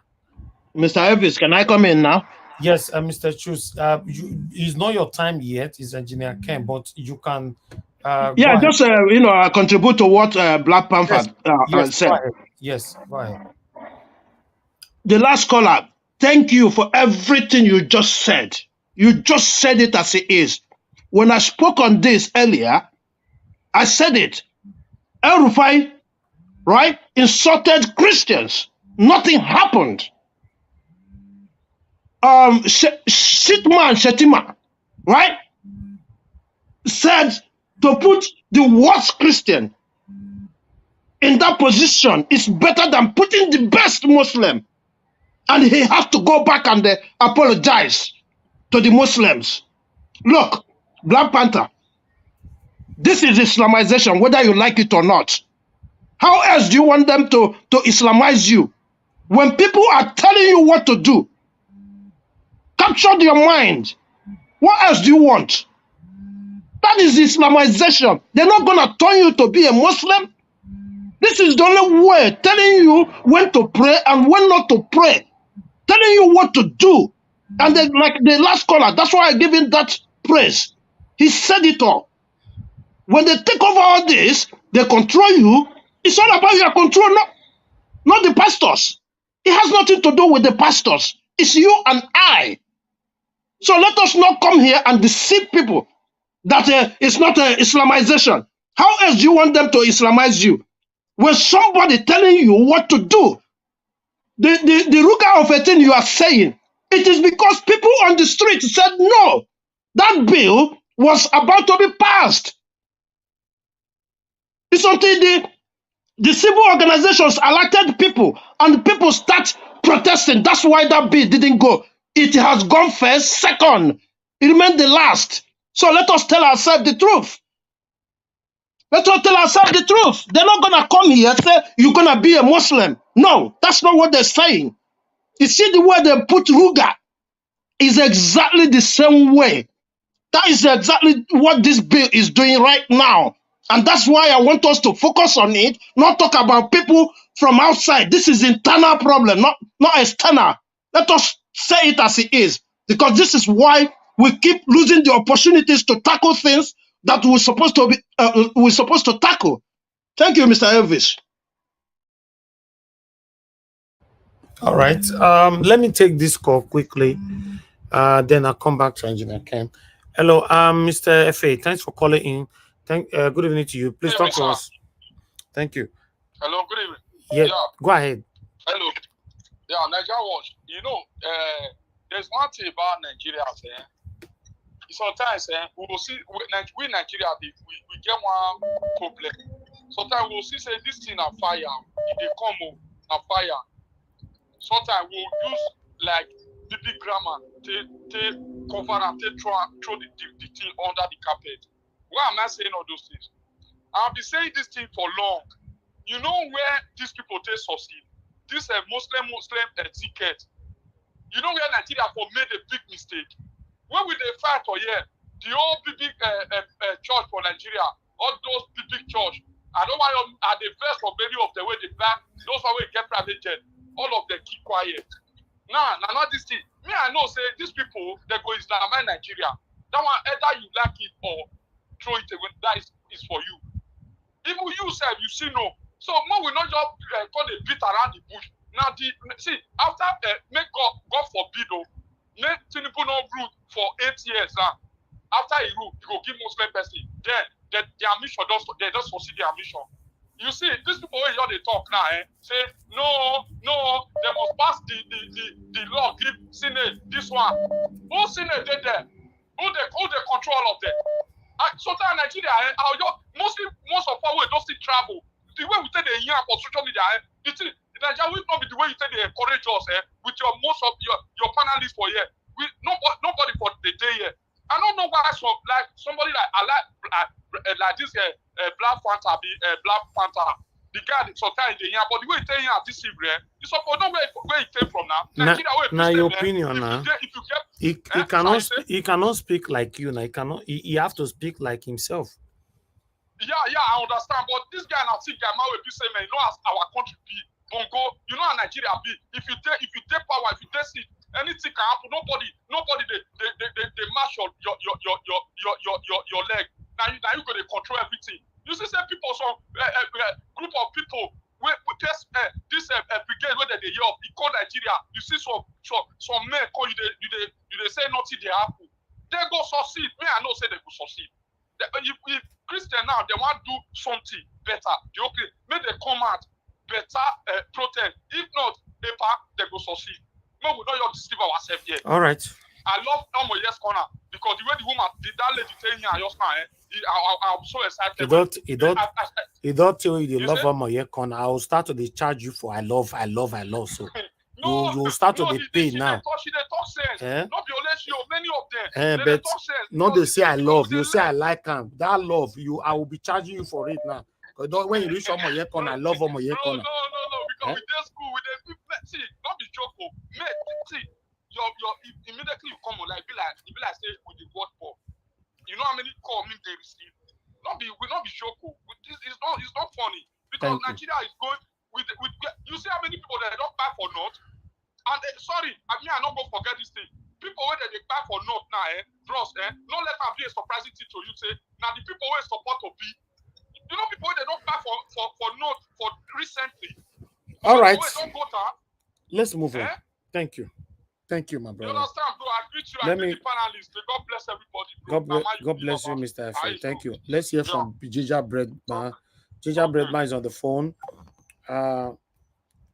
Ginger Breadman. Okay, but I say I lost you there.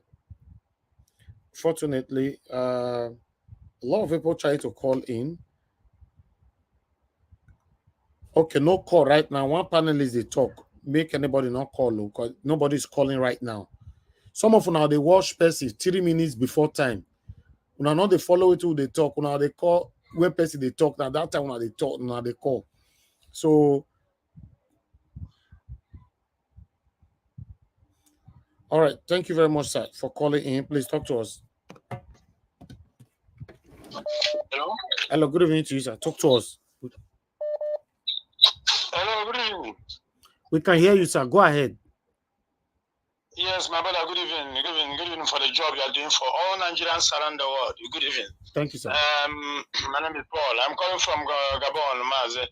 I want to remind all people who are speaking in this panel that we have only one prophet in Nigeria. If I may say, we have only one prophet. And that prophet has been spoken for many years now. The Nigerians don't want to listen. Nigerians around the world don't want to listen. But there is those who understand what that man is saying. Because the Islamization of Nigeria is here already. Because if somebody cannot tell me that these people don't want to Islamize Nigeria, or if they want to Islamize Nigeria, they will come and tell you that this is what I do. Okay, if you want to know, bring Nigerian passport. Go into the Nigerian passport very well. You understand what we are saying.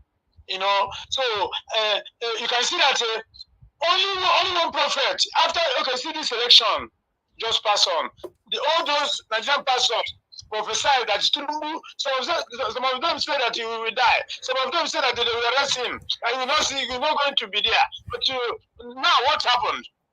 All of them are now keeping quiet. You see how Obiya is fighting around everywhere to make sure that he rescue that nation how it's supposed to be. You know. Now, Nnamdi Kanu has been saying all those things for many years now. People are not seeing it. But all the whole prophecy Nnamdi Kanu gives, all of them have come to pass. And I want to tell Nigerians that some of pastors, some of them are working with politicians. Because when there is problem, they will tell you there's no, God is fair, God will do this, God is fair. It's to bring the mind of and the temper of people down until they succeed in what they are doing. All of them are keeping quiet now. That's to show you that they know what they are doing. So I want to tell Nigerians around the world, rise up, speaking up. Nigeria is about to Islamize. Let them hear it now. So that is my solution this evening. Thank you for the opportunity you give to me. Thank you. God bless you, sir. Thank you. All right, let's hear from Gingerbread Man. Then let me come to Gingerbread Man. I mean, not understand though. You they watch us like 1 hour behind. You always call when people are talking. Gingerbread Man, why? Mr. Nigerian, I greet you, Mr. Evans. My brother, I say they always they call when people they talk for panel. You know they call when nobody they talk. That's how they get my system is slow. So I say. Oh, and I know say they don't carry you go where you don't know. Now make and they turn last if you come on panel. Okay, what I want to talk now. Well done. I greet you all. You guys are doing a very, very good job. So I did a quick research, and I found out that the Gates on your own, he always come Nigeria every administration. He came to Nigeria during Buhari's administration. He came during Jonathan. You understand? So, and then there is this thing called the Melinda and Gates Foundation. In researching the most recent visit he came now, they were talking about trying to support innovation and all that. Yeah, I mean, I commend them for their philanthropic act and, those kind of things. But if Gates wants to, know how he's going to help African nation and Nigeria in particular, they should consult me. I will tell him how to do it. You understand? Because this bill and the Melinda Foundation has been going on for a while, and yet Africa is as if it's retrogressive. But concerning this new bill, you see, the reason why these people, they do what they do, because, permit me to say, they not to say when they do anything they want to, say we will be Nigerians, the highest thing we will do, now what we do now, we don't talk. We don't talk, because we speak English, because we young, we analyze, we need action. If we not take action, for that country, we will talk, if we talk finish, they will do what they do. That is the reason. Now, so we talk when they do election, they bring army, come Lagos, what happen for our eye happen, nothing happen. We they talk, say no swearing in will not take place, this and that. The pastor, they prophesy on the day they will arrest the man. What happen? You don't swear at me. We they talk, talk. Time don't reach where we will stop to the talk and we start to the act. All right. Thank you, Ogajija Breadman. Okay, please guys, call us. Just hold on. Let me go to Engineer Ken. Engineer Ken, are you available right now? Yes, Mr. Najawaj, I'm available. Please, Mr. Najawaj, my memory.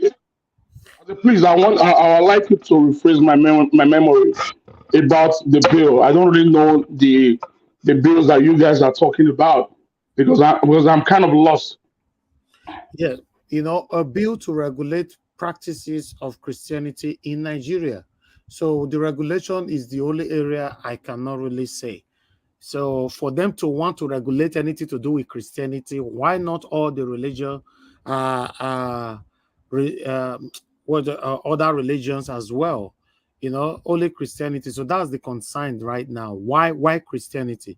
Remember, we have Muslim ticket ruling us at this particular moment. I'm a Christian. I'm also an elder in the church for over 24 years as an altar elder. When you look at it, I support them. Psychologically, I support them because in Christianity, you want them to regulate Christianity. Because in Christianity, we have so many fake prophets, so many fake pastors, we have so many ritual pastors that are using human beings for. But you are not sure of the regulations yet. The truth is this: we cost, not us. Those pastors cost what they are the cost of this thing that is about to come to them. They are the cost because they are doing so many awkward things in the name of Jesus. So many awkward things in the name of Jesus. So for the past 30 years, 32 years since 1990, they have done so many atrocities to the body of Christ in Nigeria. Those things are now the things that have given these Muslim leaders the audacity to stand up and stand against Christianity because they know that in between Christians that there's a big gap in between us. We don't agree. If you are not an Anglican, you don't support the cherubim and seraphim. You don't support if you are not a redeemed man, you don't support the winners man. You don't support the choosing man. You don't support this church. So they know that. But in Muslim, in Islam, Islam is all the same thing. They are all the same. When you go somewhere, I remember a couple of years ago, I was in a different country, in Asia, and I saw an Islamic people. I just only greet them, salam alaikum. Oh, they answered me, amir alaikum salam. May the peace of God be to this place. Amen, and also you. The way I was treated, my brother, I cannot believe it. They treated me as if maybe they know me before, that we've known each other for so many years. But when you come to Christian, and when you greet them like that, they don't even look at you. And mostly when you are not on the same parish with them, or when you are not on the same system or the same church with them, it's a very big problem. So what they want to do to me, I support them because those Christian leaders that call themselves leaders, they have destroyed the body of Christ in Nigeria. The body of Christ in Nigeria now become a monetary body, a body of money, a body of silver and gold, a body of competitions that I have 4 private jets. Who are you? Pastor F. You don't have no jet. Why can you talk to me? Just like that. It's now become money. So those pastors, they are not doing things after money. They don't follow the doctrine of the Bible. They don't follow the doctrine of God. The Bible says, seek him first the kingdom of God, and every other things will be added onto it. But they are not seeking for the kingdom of God. What they are seeking for is the kingdom of money. That's what they are seeking. Is the kingdom of money. And when the reason why Nigeria is not yet on fire is because that the followers of Christ, the poor men and women that are following Christ, the prayers that they pray every day, God is answering them. I told someone. I'm sorry. I am so sorry. I don't usually do this, and I really, really respectfully, Engineer Ken, please, can I quickly interject? There was something you said that I think I need to interject quickly and just mention, then you can go on. Mr. Elvis, is that okay?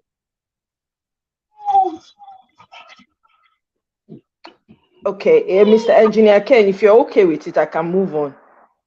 Yes, Really of course. You quickly. move on. Okay, thank you very much. So, Engineer Ken, there are different types of Muslim religion, please. They have, I believe they have 4, when I know there's the Sunni, there's a non-denominational Muslim, there's Shia, and there's Ibadi. I don't know if they've added. So there are different types of Muslims. That's all I wanted to say. Thank you very much for allowing me, for letting me know that. But the way I look at it, because of the way they are to themselves, I believe that all of them are all one. And if they discriminate each other, it's not in the opening. It's not. It's not like Christians that we are there opening. We don't like ourselves. So these are very big problems, and I want them to do so that at least the bad pastors that we have can be fished out, so that they can stop giving them license to be holding their fake crusade, fake miracles and stuff like that. You see, if not for that, Facebook and YouTube, they are very, very particulars in the things that people post.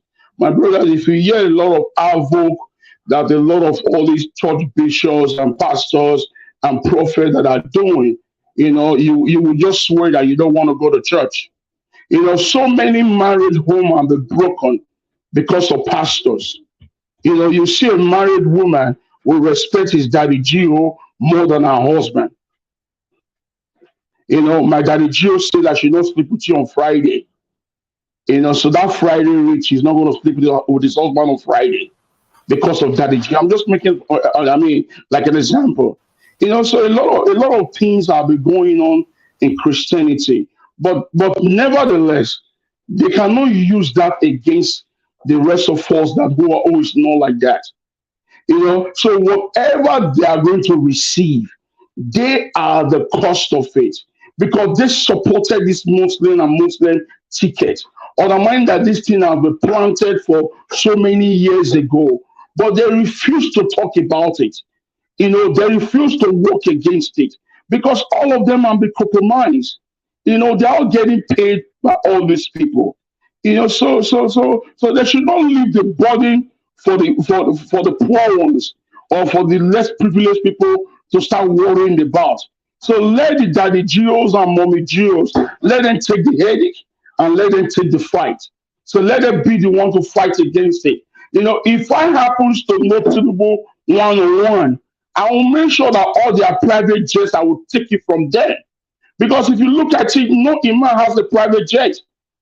I'll make sure those private jets will become a Nigerian private jet that will be using to benefit the country. Because those private jet money were being raised by the common men and women, were being raised by the tithe and the offerings that they take from people. So I strongly believe, and I want the Nigerian federal government to be taxing the church.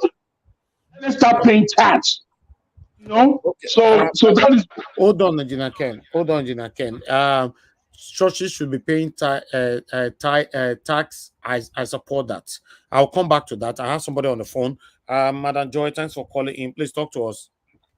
Good evening to you. Yes, please. Yeah, it's just all protocols observed. I've spoken earlier. I just want to, talk. The person that just spoke and said, "Oh, that Muslims, they are kind to themselves. They are good people. They are accommodating and all that." I want to, let him know that there is between the four that Ms. Omoyo mentioned, the Shiite and the Sunni. There is one of them that the way they don't like Christians is the way they don't like those ones. They do even ethnic cleansing on those ones. And also, one of the things that, one of the good things that I'm a Christian, I just love and I hope and I pray that no one, stop or bring Islamism as in make Nigeria Islamic nation, which I'm just going to talk about that. But what I'm saying is, they have a lot of things are done in secrecy in Islamism. So you may not even know all the things that are going on there. Just like someone talked earlier also about all the things we are trying to, like all the LGBT, allegedly, a lot of them practice it. So let us not, use the fact that Christianity, there's this liberalism that, we are allowed to, talk about the pastors, condemn them, condemn ourselves, now use it as a leverage to, now demonize Christianity or anything else.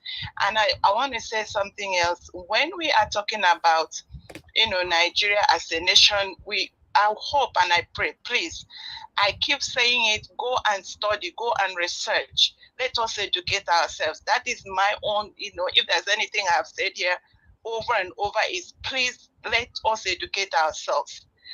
Nigeria, the Constitution of 1999, it literally made Nigeria an Islamic state. So that one of the problems that we have in Nigeria is that what Nigeria was before 1999 is not what it is now.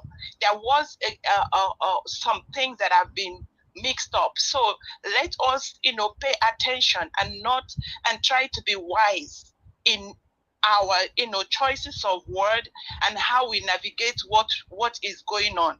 There is a pure and clear agenda to not only Islamize Nigeria, which is the Constitution of 1999 has almost made it one leg in. It just wants somebody signing to make it in such a way that what the bottom line is, what these cultists and cabals are trying to do is to find a way to rope the 200 million Nigerians, to bring them under bondage, to legitimize all that they have taken from us. And the only way they can do it is by making bringing Sharia and Islamization. It's not because they really are interested in Islam, but it is because of the underneath agenda, what Islam provides for them to do to Nigerians. I rest it there. Thank you, everybody. Thank you very much. Thank you. Mr. Elvis, please, can you permit me? Let me quickly speak after the sister that called. Okay. Can I say something really quickly, please? So I went ahead and I said, let me go check out the bill, what it entailed, right? So first and foremost, this is all allegedly until you can confirm, Mr. Elvis. So the bill to regulate set standards for Christian practice passes second reading at the Senate. This was as of May 6, 2023. Okay, now the bill is seeking to create a national center for Christian education to regulate and set standards for the practice of Christianity in Nigeria, has passed second reading. The bill was sponsored by Senator Binos Yaro, representing Adamawa South Senatorial District. Yaro claimed that the center, when established, would aid in resolving the country's inappropriate practice of religion, which, according to him, had in the past led to issues. Weighing in on the discussion, Senator Istifanos Young of Plateau North Central Senatorial District argued that improperly practiced religion has fostered radicalism. Young noted that Christian could be a source of strength and national solidarity if followed properly, adding that the bill, when established, will create a curriculum for Christian education. Which source are you reading this from? I'm reading it from the Daily Post. I know the Guardian has it as also. You can check it out. But, basically, what they're saying is Abba Mboro, let me see. Yeah, Abba Mboro said the bill was apt, given that some young. Post it on the private chat. Yeah, maybe I should do that. I'm going to do that right away. So I just wanted to for us to talk about that. And then again, I wanted to say, my sister was saying something about let's not demonize Christian religion. We're not demonizing Christian religion. Nobody has come up here to demonize the religion. Some people here are Christians. Some people here don't even believe in God. Some people here are Muslims. We all come from everybody has their own way of worshiping their own God. But what we're not going to do is, when something is wrong, which is what as Nigerians we've been used to doing, we stay silent and say nothing. That's not going to happen. So if coming against it and talking about it and calling out the evil is demonizing, so be it. So each their own. But for me, I will not be silent. Because as is happening right now, it's going to happen to somebody else tomorrow. We don't know. Aisha Yusuf is always saying, turn by turn, Nigeria Limited.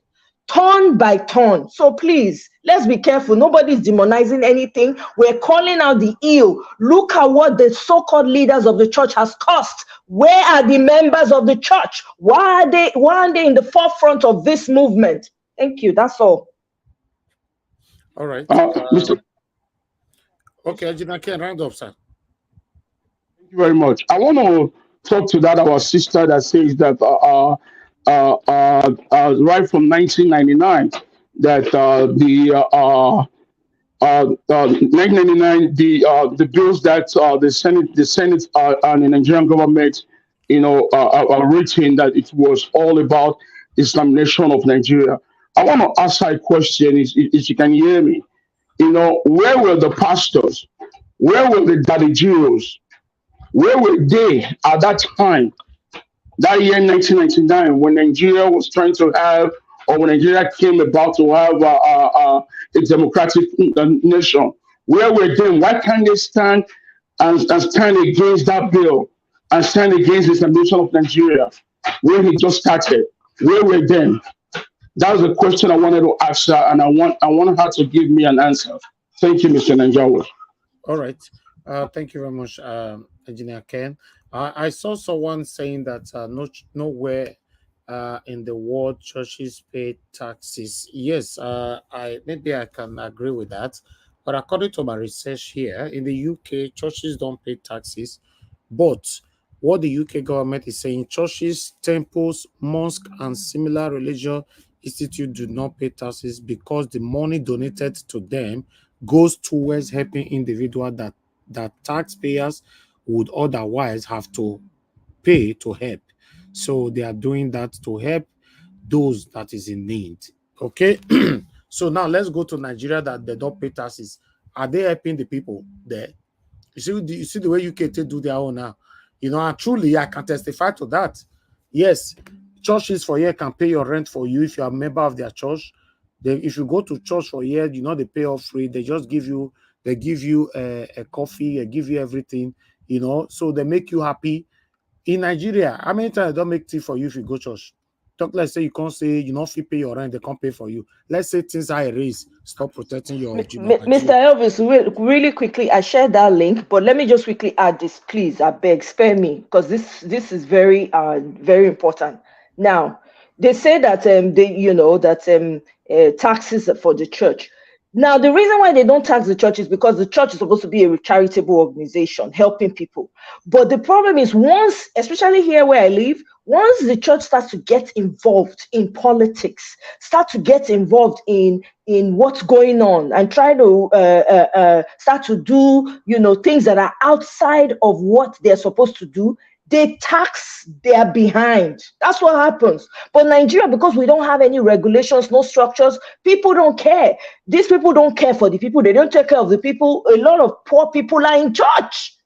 You should tax them because they're buying private jets, suppressing the people. They build schools, members cannot go. What kind of madness is that? I yield. Thank you. You all can see right there that the bill have passed second reading already at the Senate. So for some of you that were saying, no, it's not possible, they can't do it, they can't do that. Also remember that every decision they are passing, that is affecting you and I today, they normally pass it in their living room in a closed door meeting.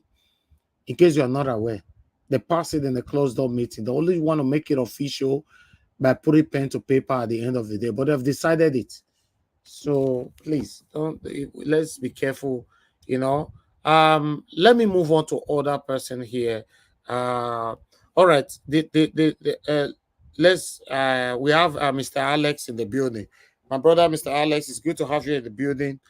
We don't miss you, Taya. Please talk to us. Good evening to you. Yeah, thank you, Mr. Najawash. Can you hear me? Yes. Thank you, everybody. Greetings to all my consanguinities, my fellow countrymen, that is. My panelists, those on the comment section, I salute all of you. Thank you for abiding in this struggle. I greet those who are watching worldwide. First of all, I want to, before I carry on my explicando, I just want you to know that this is exactly what we fought against. Exactly what we fought against. Muslim ticket. When we were saying it, God bless Pastor Chris Oyakilome, he said it. He said, I see great persecution if Tinubu is allowed to win. You may say he didn't do much, but he said it. I heard it from him. He said, I see great persecution on the church. He didn't say small, great. This is just the first set to go, gentlemen and ladies. For me, I think we don't have a country, like I always say. Instead of doing all this seculocutious bravado, why not just pass a referendum so that Muslims can go one way, Christians can go one way? Since you will not allow Obi's mandate, organize a referendum. Let us have a plebiscite. Let people decide what they want to do. It's very easy. That will save you the stress. The United Kingdom had a referendum to leave the European Union, and they did it successfully. Not only they got it. So why not have a referendum? Can somebody talk to those people in National Assembly? As far as I'm concerned, there is no National Assembly. It's a ghost rubber stamp, set of people. They don't care. And I'm trying to, I don't want to preempt them. I hope I will hear the fireworks of the Labour Party, Senate or Rep members that were elected freely on the will of the people. Why not pass a referendum so that people can decide? Muammar Gaddafi told Abacha, he said, divide these people.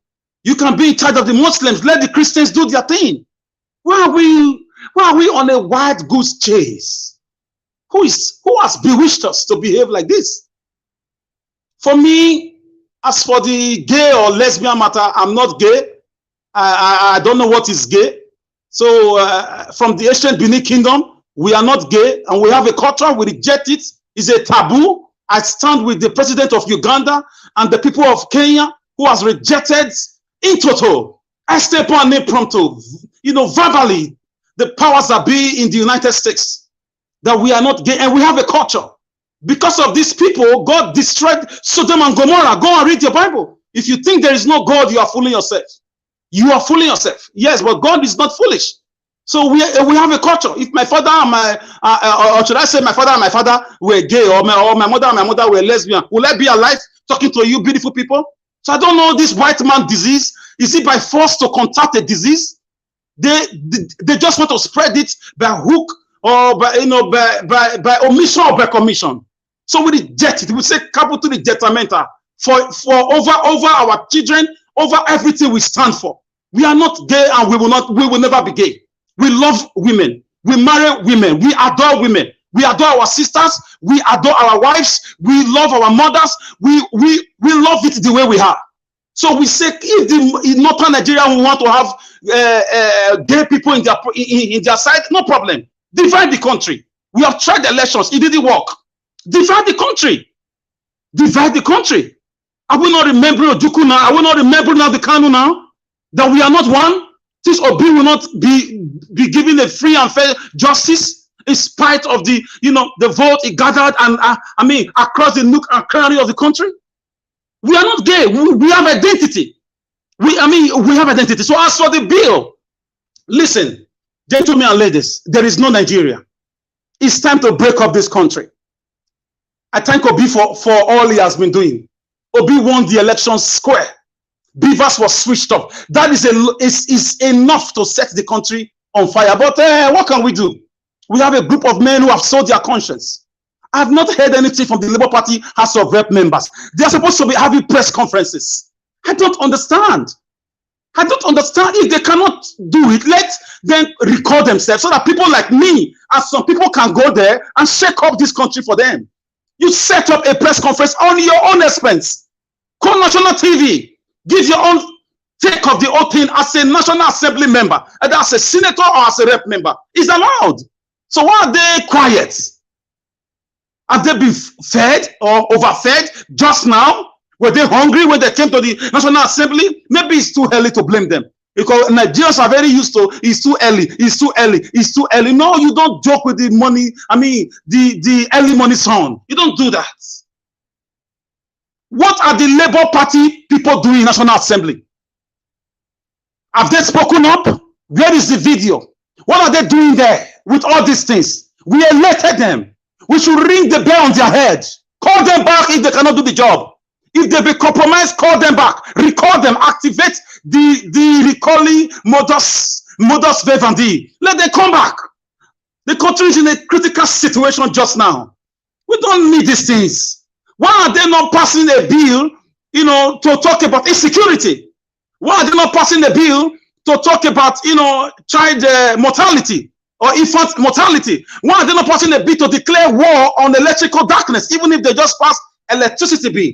Why are they not passing a bill about education? Why are they not passing a bill about, medical care, banning political office men and women from going abroad to have, medical care instead of, until our own is built? Why are they not passing a bill about Jackman syndrome? How to encourage our young people to stay back home? Why are they not passing a bill over the things we need to do, over agriculture, over for the rampant, Fulani herdsmen doings, like the taking of people? I'm very careful with with my words because of the rules of the platform. So why are they not passing bills on the nitty-gritty? Something is wrong. Something is wrong. We really miss Archbishop Benson in the Hosa. We really miss him. Church leaders are no more church leaders, with respect to a few of them. It's all about competition, about private jets, about who builds the largest cathedral, about who travels most around the world, about who is richer, about whose son or daughter is getting married soon, about whose son or daughter is in the best schools in the world. These things are beautiful, but is that what Jesus came to do? Jesus, he confronted the powers that be in his own day. John the Baptist was arrested for saying the truth. Martin Luther King Jr. led the revolution that some of you are enjoying in America today. He paid with his life. Greater love has not this, that a friend lays his life for his own friend. Our leaders, some of them are very egocentric. They are very self-centered. So I just think the National Assembly and the executive, they should stop disturbing themselves. They should organize a referendum, divide the country. We can live as neighbors. Since you will not allow free and fair elections, because we are not really one. We are not one. For example, the ancient Benin Kingdom or the South, call it the Delta, the Isha, or all other tribes, the Calabar. We are not into all these things. We are not, we don't disturb people. Our religion is personal to us. We don't care about, what you do with your God inside your house. So long you don't disturb people, with it. So I don't see these things. These things just doing is just a political brouhaha that we should reject just now as Nigerians. But Nigeria do not really exist. The country gradually is sliding into destruction. I'm sorry, it's going into a breakup. Because why are you having Sharia law in the north and we don't have Ogun law in Benin City? We don't have Manu Water law in Delta because it's a riverine area. Why that? I would say we have one constitution. We don't have a constitution. We have strong men who have captured the ship of state of Nigeria. As for the visit of Bill Gates, I don't blame him. These are, I'm sorry, allegedly satanic businessmen who are carrying out the agenda of the end time, Lucifer activities, the mark of the beast, 666. It's all coming.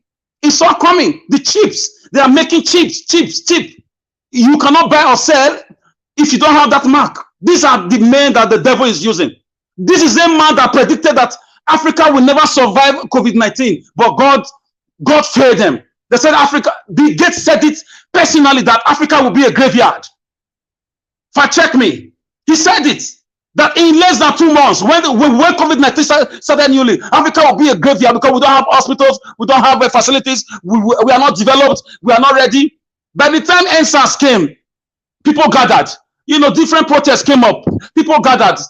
And thanks to Russia president, he used bomb to destroy the whole thing from everybody's brain. Today, where is COVID-19? So these guys are selling a narrative that I don't know where it's coming from. But I know it's satanic. They don't mean well. Look at countries that America is clapping for. Those countries never do well. Countries that challenge them are countries that progress. So please, we should be ready. We don't have a country. The way they are treating Obi shows to us, like the biblical that there is no country anywhere. There is no country. And now with the so-called Christian regulating bill, why are you regulating Christian or church practices or whatever? Why? Where were you people when Deborah was taken out?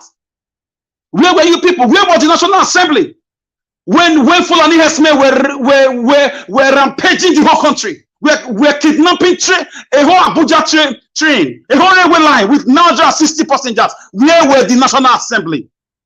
unless the newly elected ones wake up and start shaking the ground and start calling press conferences and start declining on assenting to devilish and satanic bills, we will say we wasted our vote on these guys. They're just a crop of people that are waiting for the right time to decamp to the satanic PDP and APC, God forbid.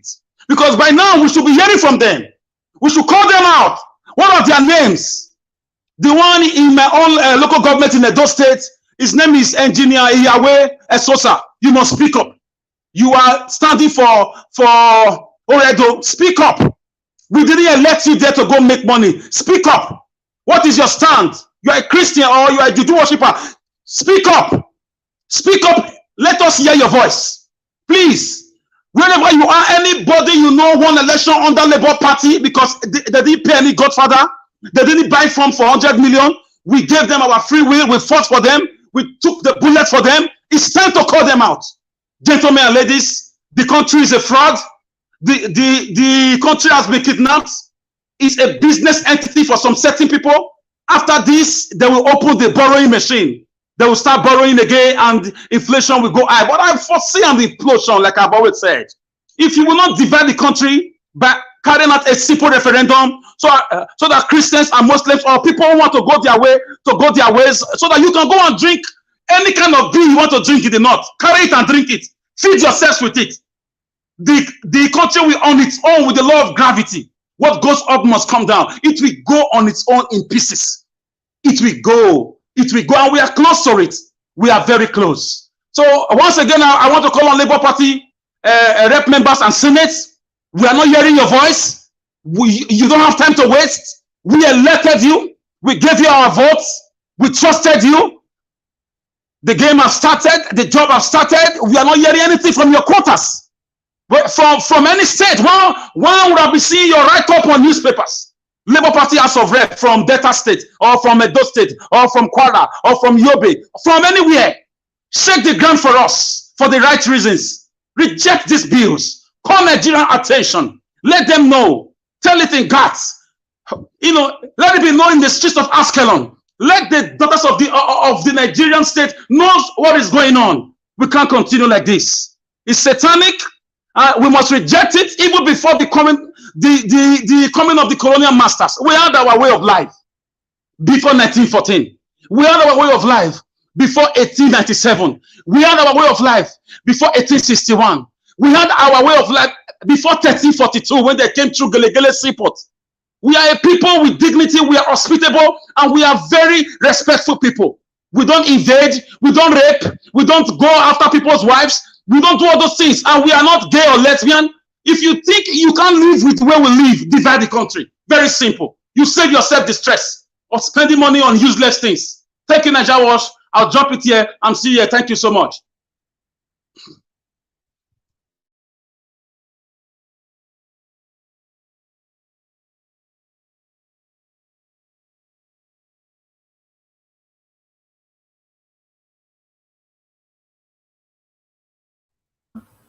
Can you hear me?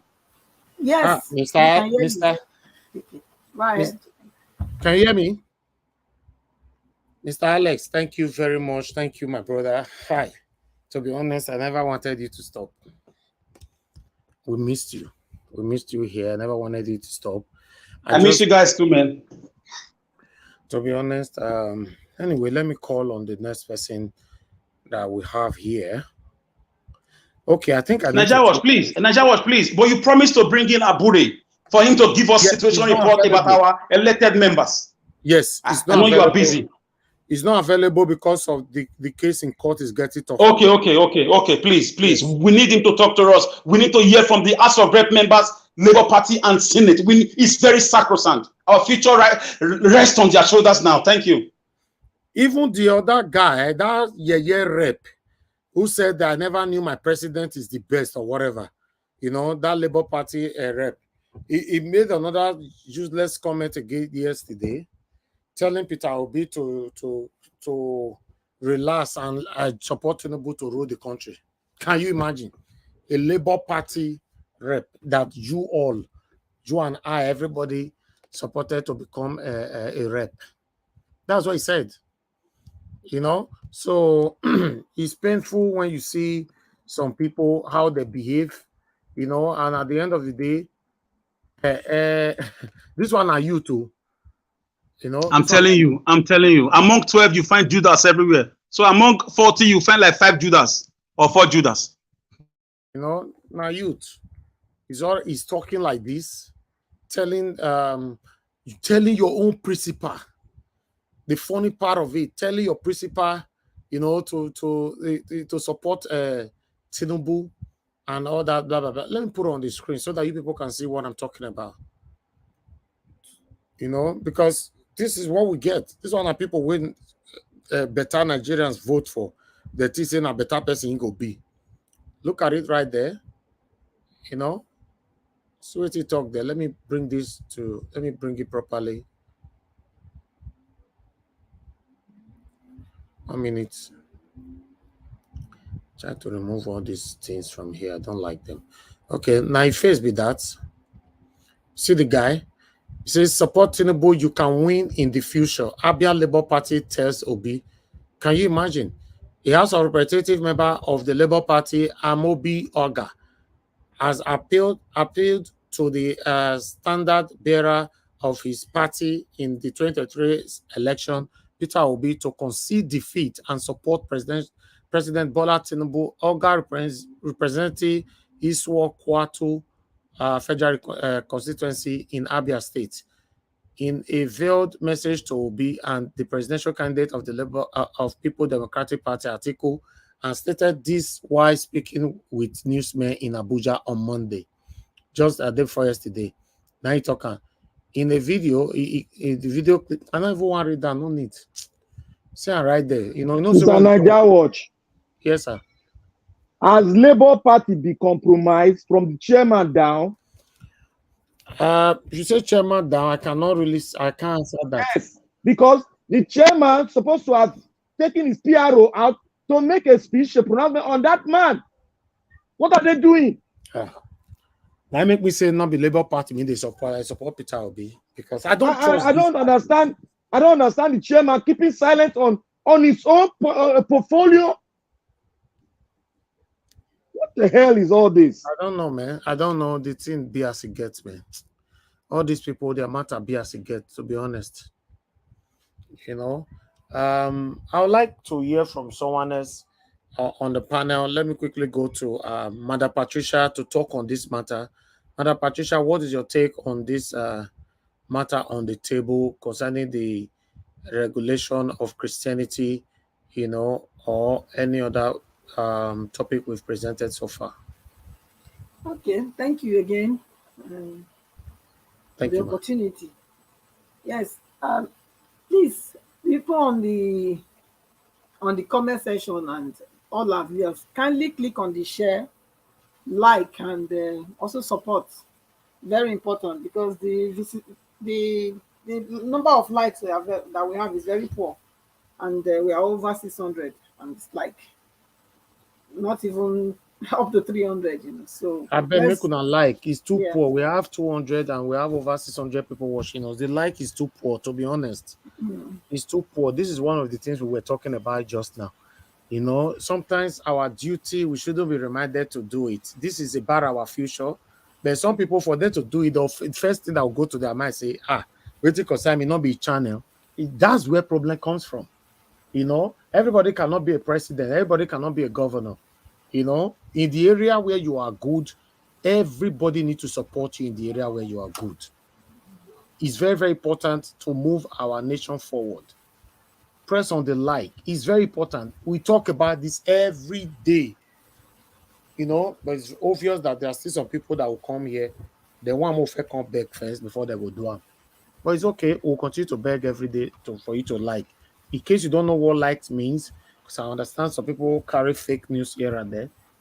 If you press like, YouTube will recommend your video for others. I think I need to bring it to screen. Anyway, Madam Patricia, go ahead. Let me see if I can bring it to screen. Thank you. Okay, thank you.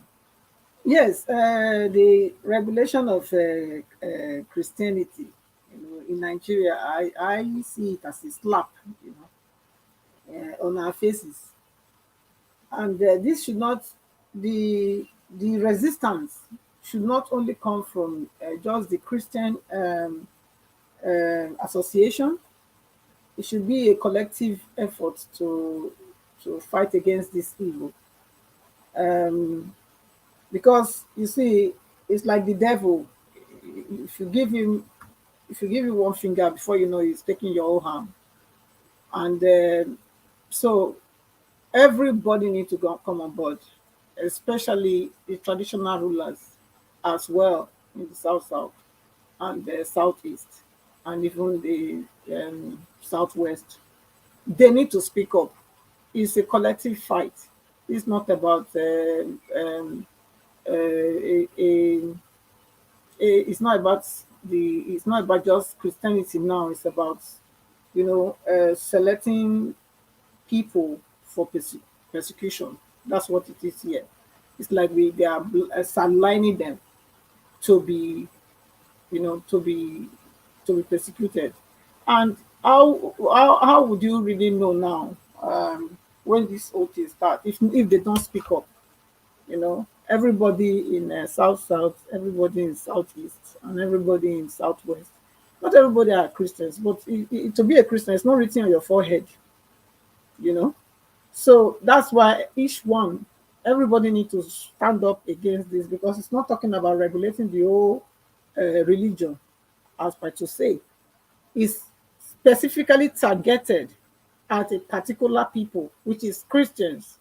And also that the bill is to... Sorry, madam. Sorry. Mr. Elvis, are you there?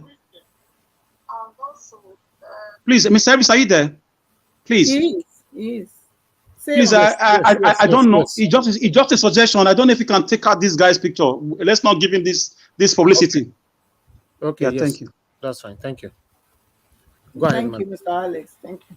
Yeah, so I say it's particularly targeted at Christianity, at Christians, and if they're talking about regulating the activities generally of all kind of religious practice in Nigeria, maybe I would agree to some certain extent, not to the extent of they having to write their outlines for them.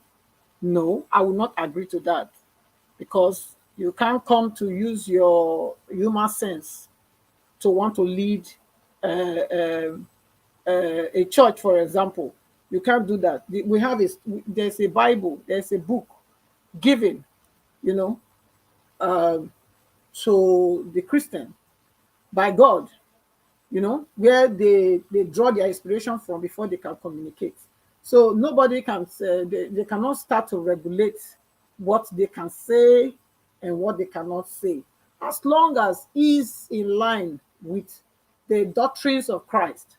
I think every Church of Jesus Christ has the right to use those words. So if they are talking about maybe, no, I don't even think taxes. You cannot ask the church to pay tax, because the church and all religious bodies, actually, they are supposed to be a player in the building up of society. Everyone is supposed to be a player in that building up of the society, because the church, not only the church, even the, like I said, all form of religion is aimed at making people better than you made them. That's the essence, actually. But of course, we know that there are some that have been taken out of context, they've been radicalized, they turn into monsters instead of being loving and kind to one another. So we know that. But let me focus on this very bill. This, because it's targeted at Christians, and I think they don't really know the value of the church in this particular aspect. Since it is the church that has the single out here, I will focus my submission on the church. The church builds, because even if we say yes, we know, okay, people complain, there are so many churches everywhere in Nigeria. I can tell you that if not for the church, Nigeria would have been worse than what you see. I can tell you that. If not for the churches, Nigeria would have been worse than what you see. You can imagine with prayer what evil is in the land. Talk less of without prayer. How would that be? How would it have been? I personally Madam believe. Patricia, please just I beg to disagree on that. I just want to make that clear. Yeah, And we can go on. Can go. let me finish my submission. Okay, you can disagree, but I believe in the power of prayer. I believe in the words of Jesus. I believe he said men ought always to pray and not to faint, not to give up. If you don't pray, that's up to you. But this is my submission. I'm giving my submission. So I know where I draw my strength from. You cannot tell me what I know.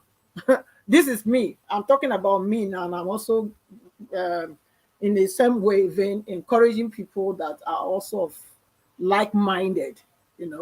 So I believe that when I pray, I get solution, and I also am able to focus on what matters in life. So I believe that is where what has helped Nigeria to be where it is, because with prayer you can see the way it is. Talk less of without. What do you think it would have been like? That's how I imagine it. I think the little that we are still even able to enjoy in that country, I believe is as a result of prayer. I believe it's what I believe. If not, I don't think anybody could have been able to even be saying you are going to Nigeria and you are walking free, or you are even thinking of going and returning. I don't think so.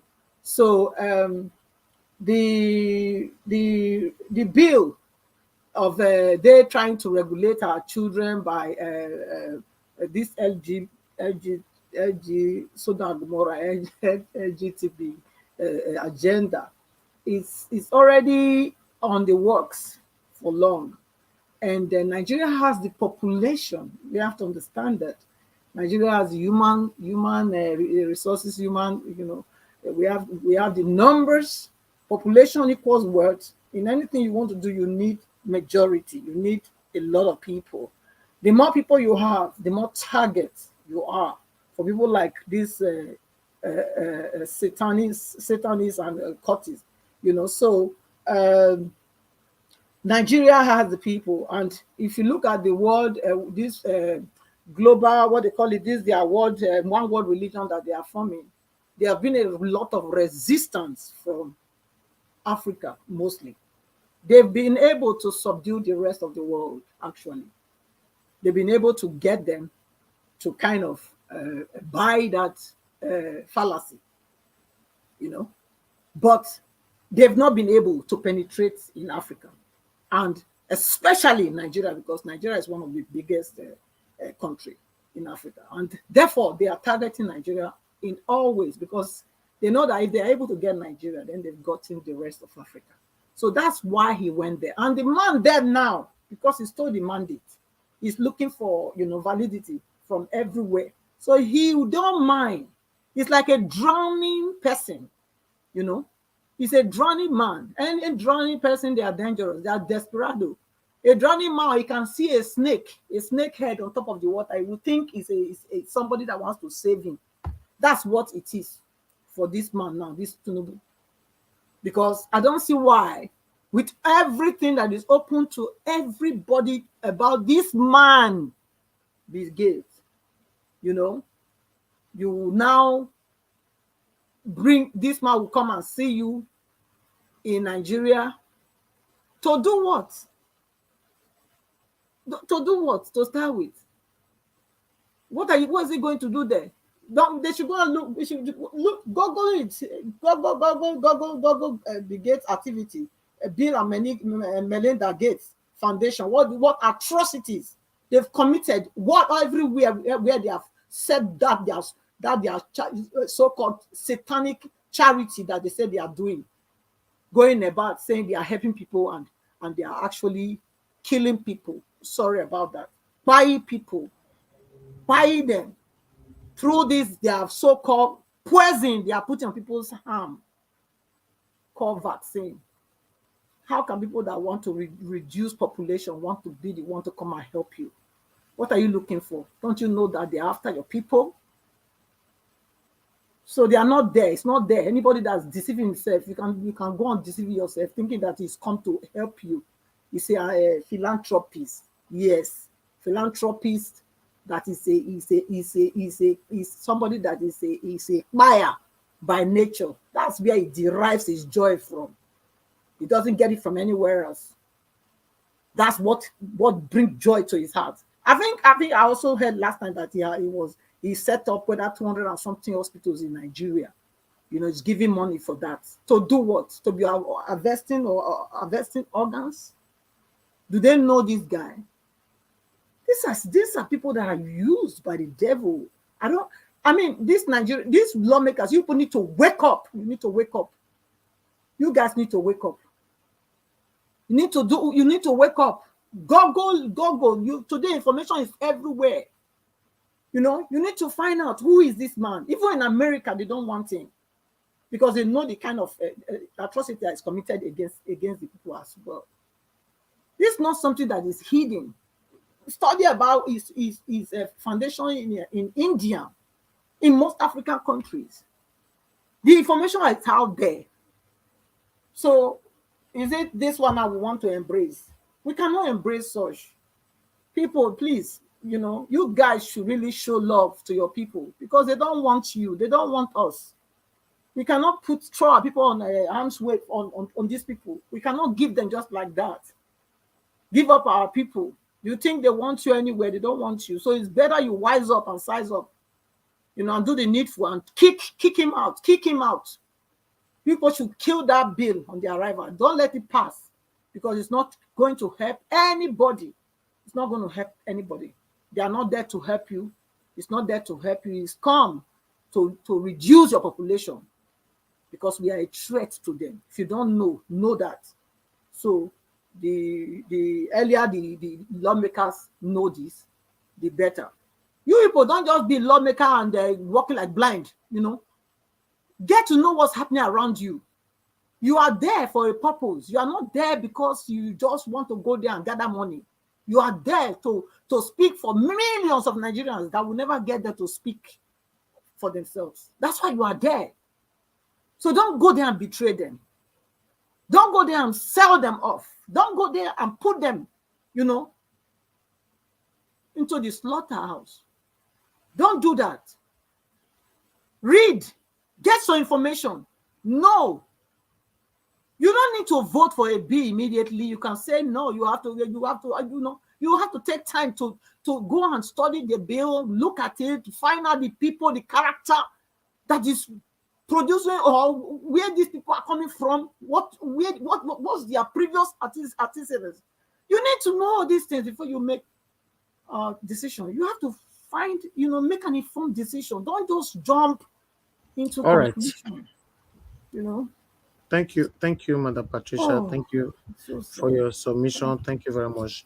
All right. Before I will call on another person here, what I was talking about just now over you pressing on like, you know, according to my research, let me see the one I have because I have to. Okay, I'll bring this one back again. This one is what happened when YouTube get likes. What happened when YouTubers get likes? YouTubers do not get paid for likes. That one is very, very important because some people, when you ask them to press on the like, some people think, oh, say we have so many illiterates who pass information to ignorance, and then enemies will now beginning to spread it everywhere. Say no more, not like, oh, not to say they use and they sing everything and they pay them. No, everything is on the public space. Liking means that our videos should go far, automatically and all that. However, likes is a form of engagement that can help the video do better in the long term. The more likes, comments, and shares a video gets, the higher it can rank. Yes, and the ranking is recommendation and all that.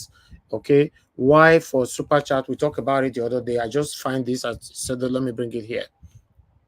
You see the highlighted area, any super chat you get, YouTube and Google keep 30%. Is right there. You can see it right there, right? So, and this update was on the 13th of March. So yes, for you guys to know, we don't come here to deceive anybody. I say things how it is.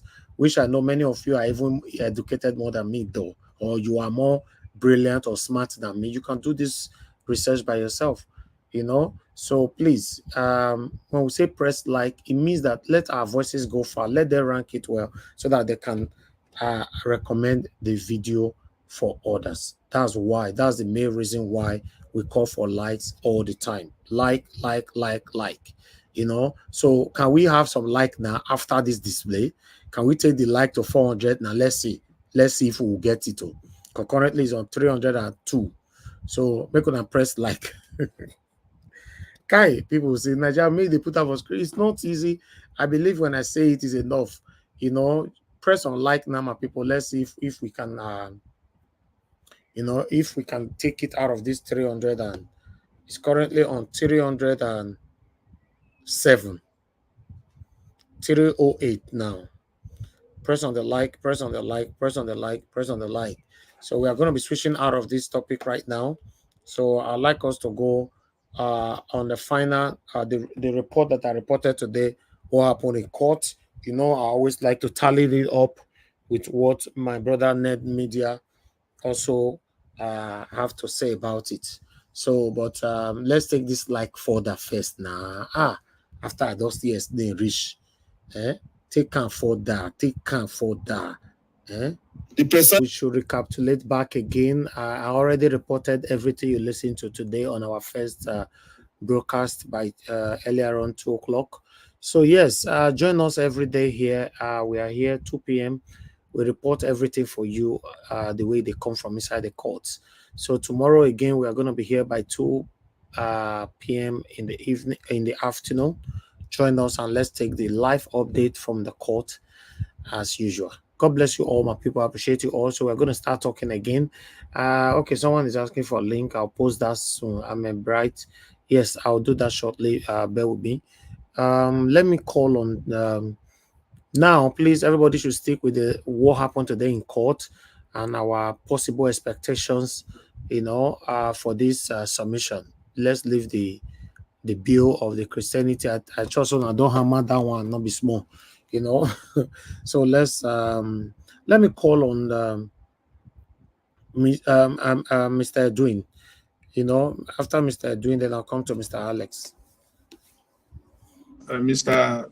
Elvis. Yes, and sir. I think it should be me. Okay, supposed to be you. Okay. Okay, that's fine. Talk to us, sir. Okay, all right. Yeah, I will just make it brief.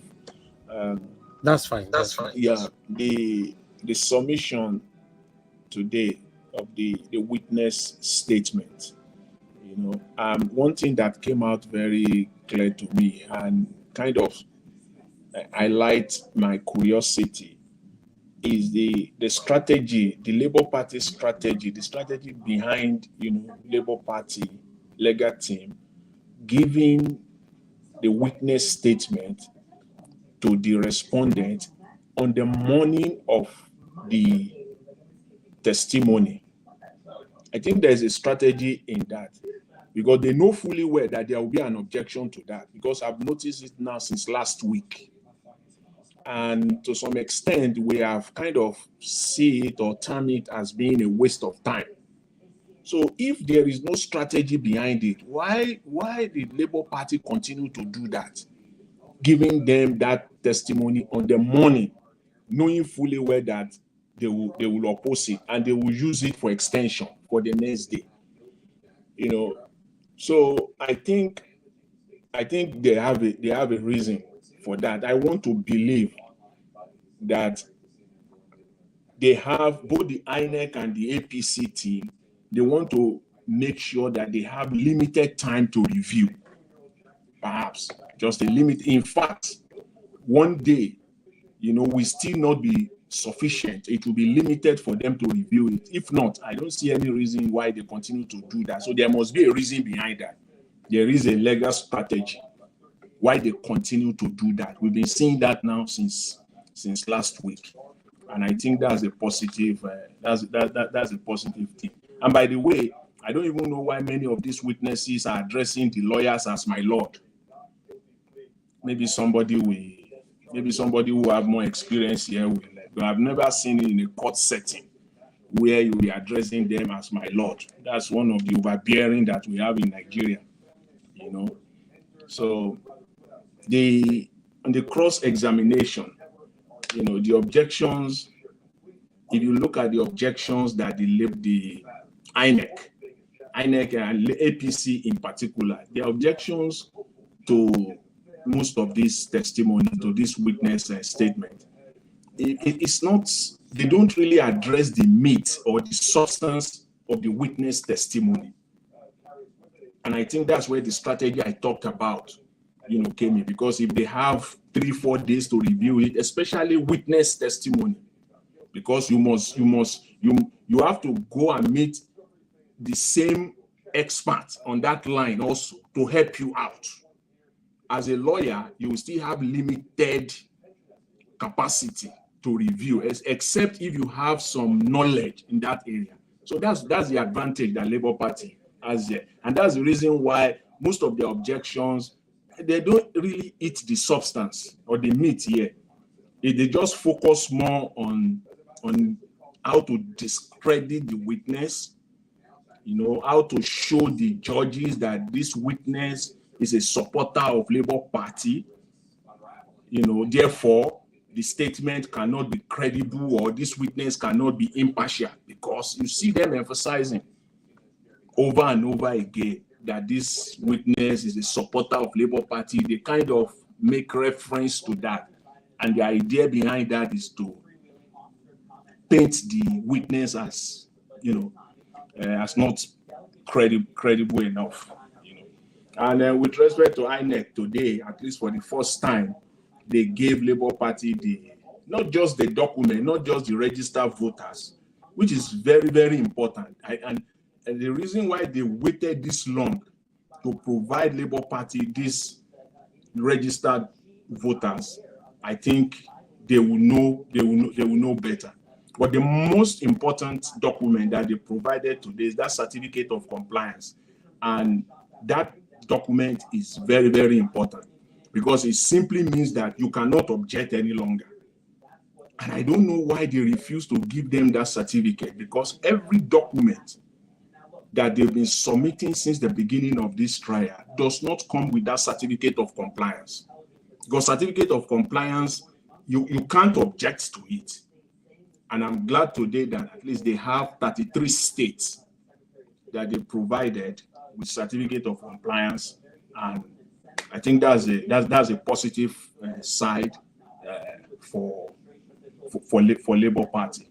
And then just on on a lighter mood, I don't know, it's just the Nigeria for you, where power just went off in the court. That's Nigeria. So I think I will leave it at that for now. Thanks, Mr. Elvis, and thanks to all the panelists. Thank you, sir. Thank you very much for your submission. God bless you. Thanks for spending time with us today on the panel. I appreciate it. Okay, let me see. Mr. Edwin, I called you earlier on. I'm not sure you're available. Maybe I'll move on to the next person. Guys, can we have some likes as well? Please continue to press on the like. Let me go to Mr. Alex. Mr. Alex, I want you to speak on this. Thank you. Yes, thank you, Mr. Nijawash, my dear fellow panelists, those on the comment section and the viewers worldwide. For me, I thank Mr. Peter Obi for keeping the country together. It takes you to have a political microscope or a political telescope or a political historiography knowledge or where with that to know that Obi was just the tiny thread that held this country together. I want to thank him for the manner and the way he has conducted himself thus far, vis-a-vis the way he was brought daylight. Because the whole country at the time were waiting for him to give the command. And if he had done that, trust me, if he had done that, because they needed him to talk, everything sometimes we need leadership. So I just believe the forces of heaven or the hand of God came in the form of Mr. Peter Obi. As for him going to court, challenging his man, to get his mandate back.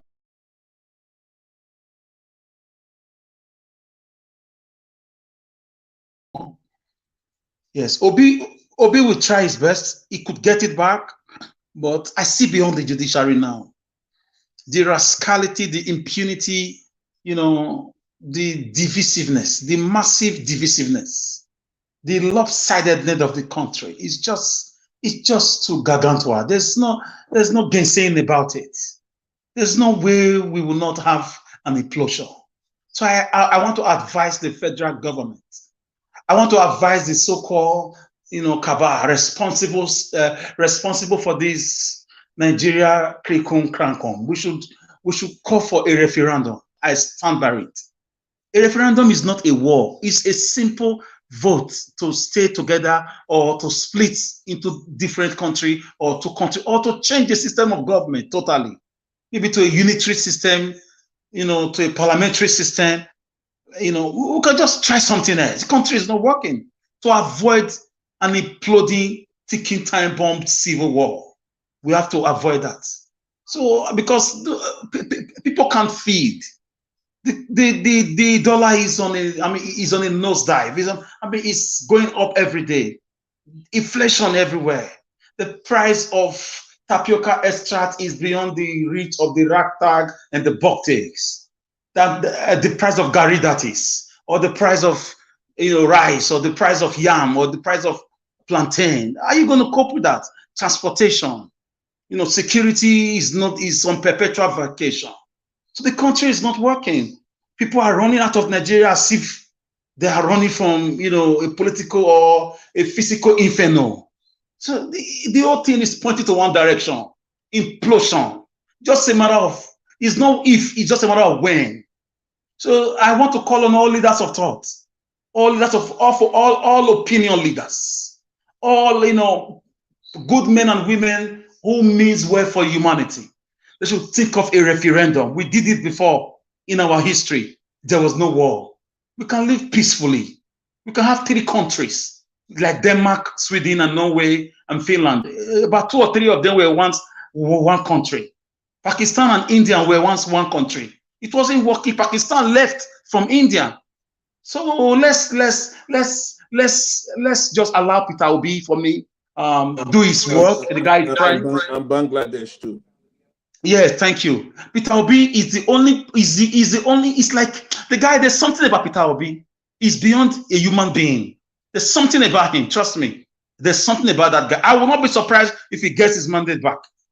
And I will not be surprised if we kiss Nigeria goodbye, should they rob him totally from the court system. Because a man who has nothing to live for is ready to die for anything. That's the situation we find ourselves in Nigeria right now. Have you seen the rate people are selling their houses in Nigeria? Go online. Almost everybody on my WhatsApp contact, on their status every day, house for sale, house for sale, car for sale, house for sale, house for sale. My goodness. Statistically, the one we can see on the system, more than 25,000, properties for sale, unlike the usual 5,000, 4,000 in Nigeria right now. Only Lagos got more than 15,000. Those states have more than 1,800. Not the ones that they didn't put in the know. That shows that the country is terrible. People can't feed. People can't pay bills. People cannot even sleep well. People just want to live where they can live as human beings, where they can be secured, where the future of their children can be secured. If you watch people live in Nigeria, are young people, couple. People just got married or intending couple, cohabiting couple. These are young, vibrant people. These are engineers, technocrats, bankers, lawyers, craftsmen, artisans, bus drivers, farmers. They are living in their thousands, hundreds of thousands.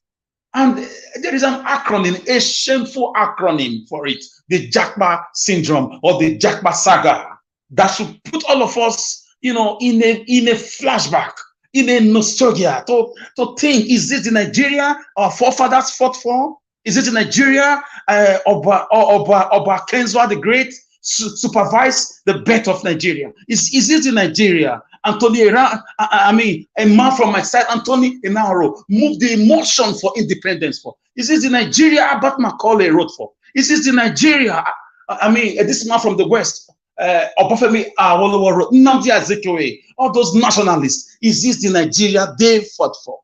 or this is a continuation of the British Royal Niger Company, the business empire that became Nigeria after the 1914 amalgamation by Lord Lugard and Flora Shaw, the girlfriend who later became the wife. So this is not a country. Something is definitely not right. And the judiciary, I still hope they will tap into their legal conscience. They will tap into their legal luminary. I know that monies allegedly must have exchanged hands, but I still believe in the supremacy of the law. I still believe in the surprise element of the judiciary. I still believe in the obeism, faucet, origo, historiography of winning court cases. Obi has won court cases like 2 or 3 times in his political career. So I'm still hoping on those flashpoints, on those, those points, those common views in Peter Obi's life. So for me, judiciary, they are doing a great job, but obviously the cabal that has kidnapped Nigeria is at work, because with the way they are doing things now, it's like Tinubu is not even concerned. How many times has somebody can correct me, how many times have we seen Tinubu in court? Who told you can't be in court? Even if you are already sworn in as a fraudulent INEC elected president. He has not been in court. That's content of court. So these are things that gets me worried. It gets me worried when I'm in my urgent stable, when I'm carrying out a soul session about this country. This is what I mean when BBC interviewed Obafemi Awolowo to describe this place called Nigeria. He said Nigeria is not a country, it's not a nation. It's just a mere geographical expression. So I think Obi giving way, if Obi gives way right now, something bad is going to happen to this country. I do not hope so. Something bad. If they give him his mandate, fine. But if they don't, and he cries out, something bad is going to happen. So I want us to copy what Obi is doing. He's a peaceful man. He's challenging the process. Article, we know they are going to back out at some point, and they are already backing out. We all predicted it, that they are all the same. PDP and APC, like you said, Niger Wash, you said they are the same. They are satanic. You say you were born in politics. You know them very well. And everything you said is true. And it's true. Look at them backing out on Thursday. They said on the 22. What a shame. I want to commend the courage of Mr. Peter Obi and Mr. Abure and all top Labour Party, the real Labour Party people who are challenging the Gogo Medusa of Nigerian political cinematography. I thank them. Give it, like it or hate it, Obi has changed the Nigerian politics. It's going to be very difficult. Something is going to happen because the country is in a complete mess. So I hope those who are doing this wickedness, those who think power belongs to them, power comes from God. I hope they really use their sense right now. I hope they really look at the yearnings of Nigerians, the plight of the common Nigerian on a daily basis, the struggles of the common Nigerian student, the struggle of the common Nigerian parent, the struggle of that farmer, of that market woman, of that youth, unemployed youth, of that unemployed graduate, of that youth corper, of that woman who's pregnant with no medical facilities. I hope they see these things, because I have never seen anything since Tinubu came in that will directly affect the sufferings of Nigerians, apart from bear with us, signing. I hope they don't sign us out someday as citizens. I hope they don't make us Chinese overnight. They sign us to be Chinese citizens, because that's going to be the next thing. It's going to be borrowings upon borrowings upon borrowings. Soon you hear them say Nigeria is broke. We need money. We are borrowing $50 billion. That is where they are waiting for. That is where everything they are doing now is pointing to. All these ones is just initial paparazzi or razzmatazz, initial dazzling of citizens. Trust me, that is the focal point of every Nigerian government since 1999. So Nigeria was, I will just drop it here. I still have a little hope Obi can do the political miracle. I believe in miracles. Miracles will happen. God brought water from the rock. God used a raven to feed human being. God made a donkey to speak in the Bible. I still believe in God. Yes, I believe in God, and I believe in revolution too. I believe that the country should sit down and we should find our level. At some point, water has to find its level. We are not one. With the Obi's saga in court, it shows that we are not one. Obi is not supposed to be in court. He won. We have evidence. So with this hijacking of the court system, we should be thinking of a referendum. Thank you. I stand on referendum, either a new system of government or we should share the country into three and exist as neighbors. That would be a perfect solution. So if people do not have hidden agenda, they shouldn't be scared of a referendum. Since the courts will not want to do the right thing, we hope they do the right thing. If not, let's share the country. Northern Nigeria, Biafra, or call it Southern Nigeria. It's okay. Three countries, or do what they can join the North if they love the North, no problem. But for me, the country is a complete mess. People don't have hope of their next meal. People don't know if they go to bed, if they will wake up alive. People don't know if they travel, if they will make it to their destination. That's the kind of country you live in. People don't even know if they put money in the bank, if they will get their money tomorrow morning. It's a crazy situation. It's so crazy. This is the struggle of the common Nigerian. I'm breaking it down to you guys. Thank you very much. I'll drop it here. Thank you. Thank you very much, my brother, Mr. Alex. God bless you. Thank you. All right. Mr. Edwin, okay, that's fine. I can see you now. Thank you, sir. All right, I thought you were there. Yeah, Mr. Edwin, I can see you already. I want to take shower. All right, it's okay. It's okay. You're on a live broadcast. It's all right. Go ahead, sir. Talk to us. Thank you very much. It's very sympathetic with all the contributors, my fellow panelists, and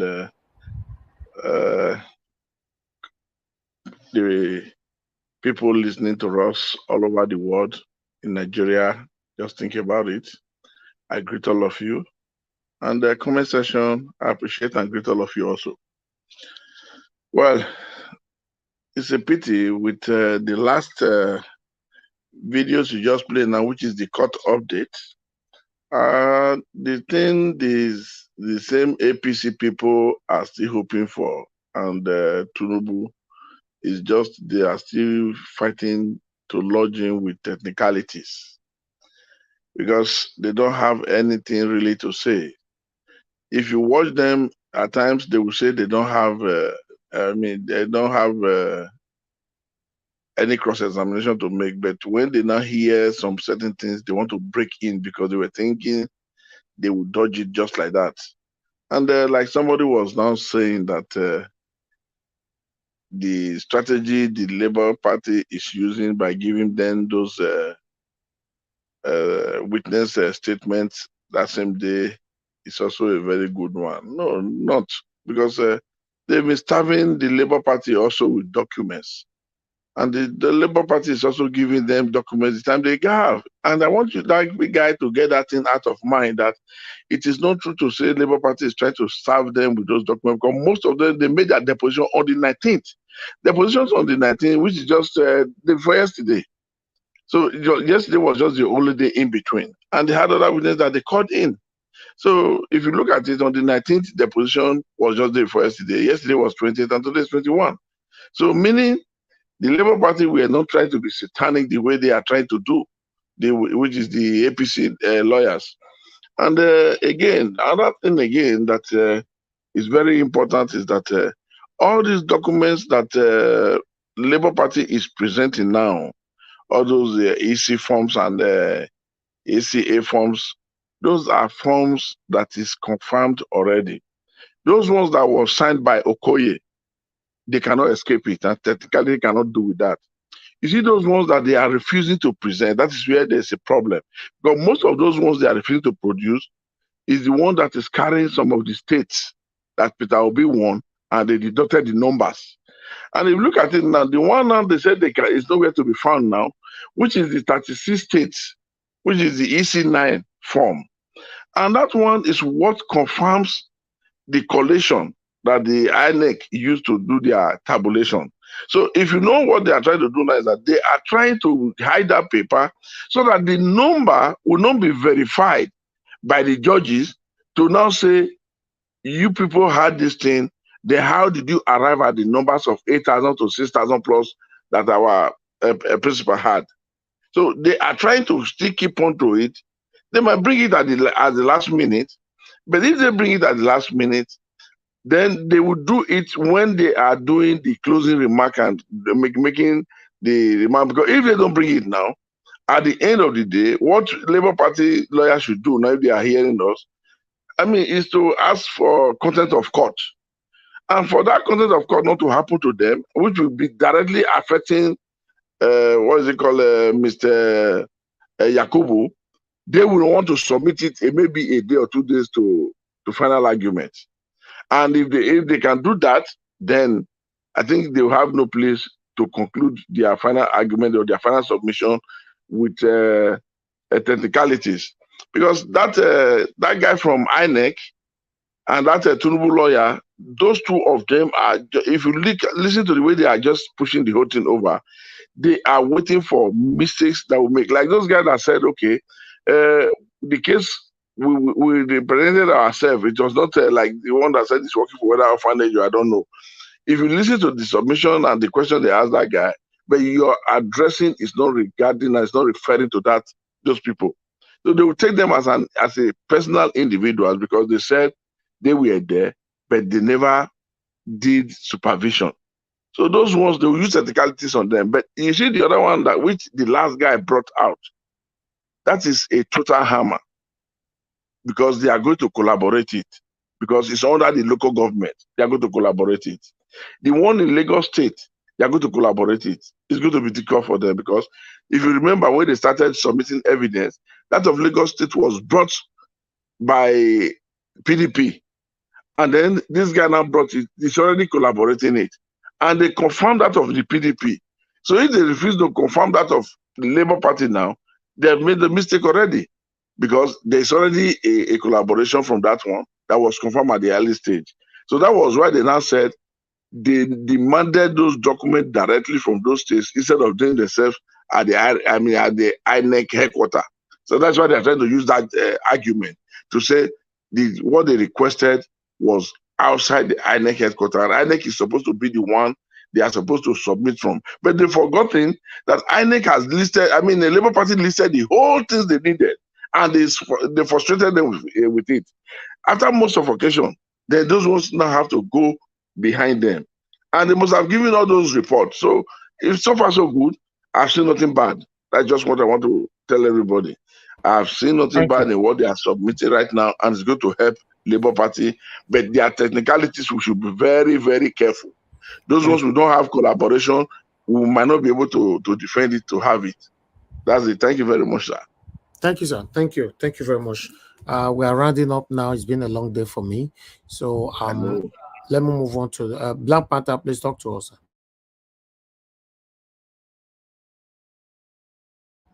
Okay, Black Panther, you're not available. That's fine.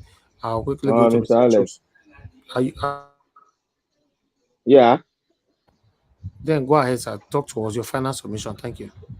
My final solution is now. Thank you for bringing it back again, and thank the panelists. We've really argued a lot of things out today, and then I thank God that we all are learning from everything, and then we stand our ground on what we have spoken. Because me, I'm still standing my ground. And concerning the court cases today, it was a successful move. And I believe one thing that is happening here is that the Labour Party lawyers are very, very, very smart. And they are looking, that's why I said earlier in the speech I gave, I said they've already planned towards the appeal court and Supreme Court because they are going to appeal any judgment from here. So, but the judgment they're going to get here is going to be in our favor.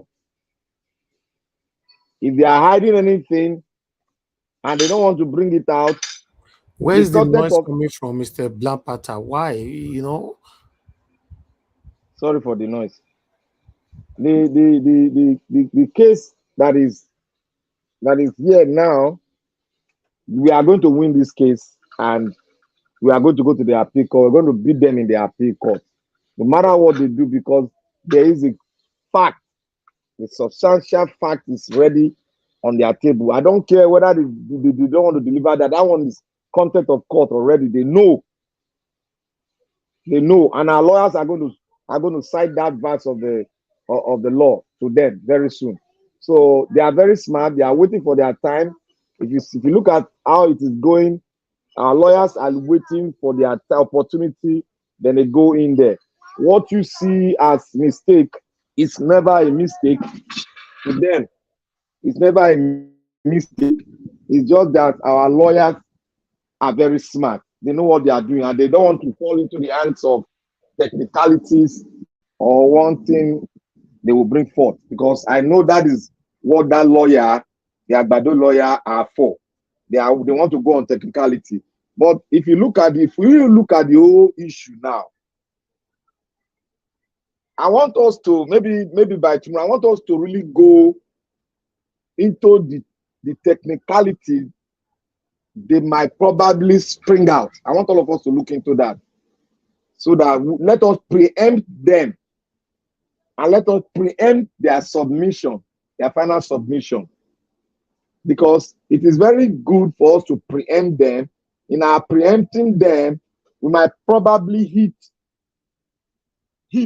the nail and see the picture where they are going to come from.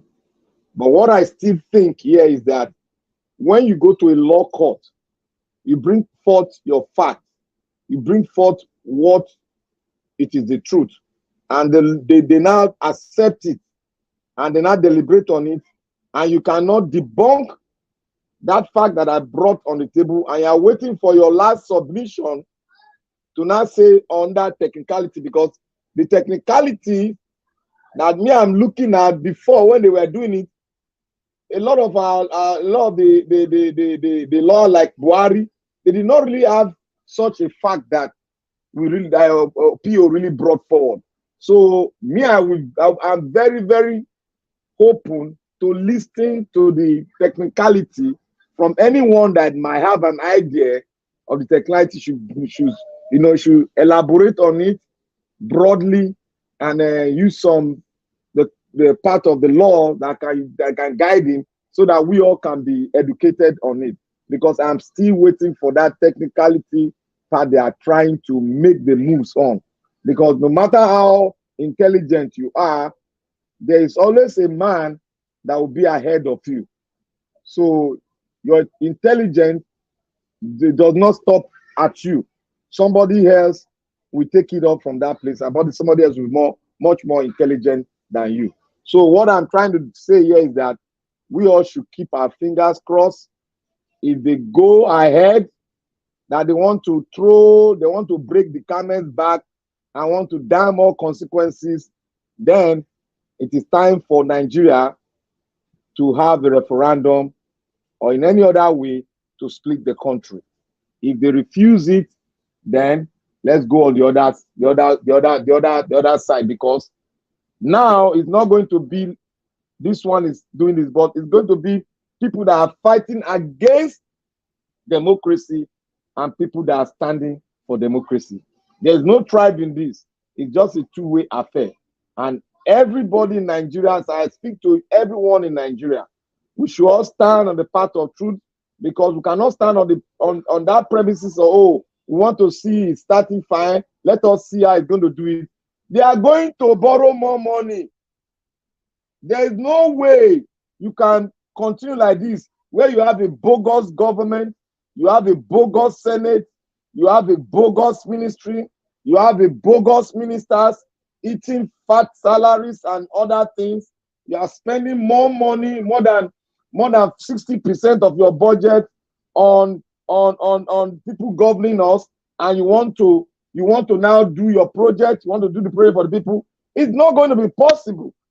Nigerians should know this. They are still going to borrow money. They are still going to exchange your oil for money, and that is what they are doing now.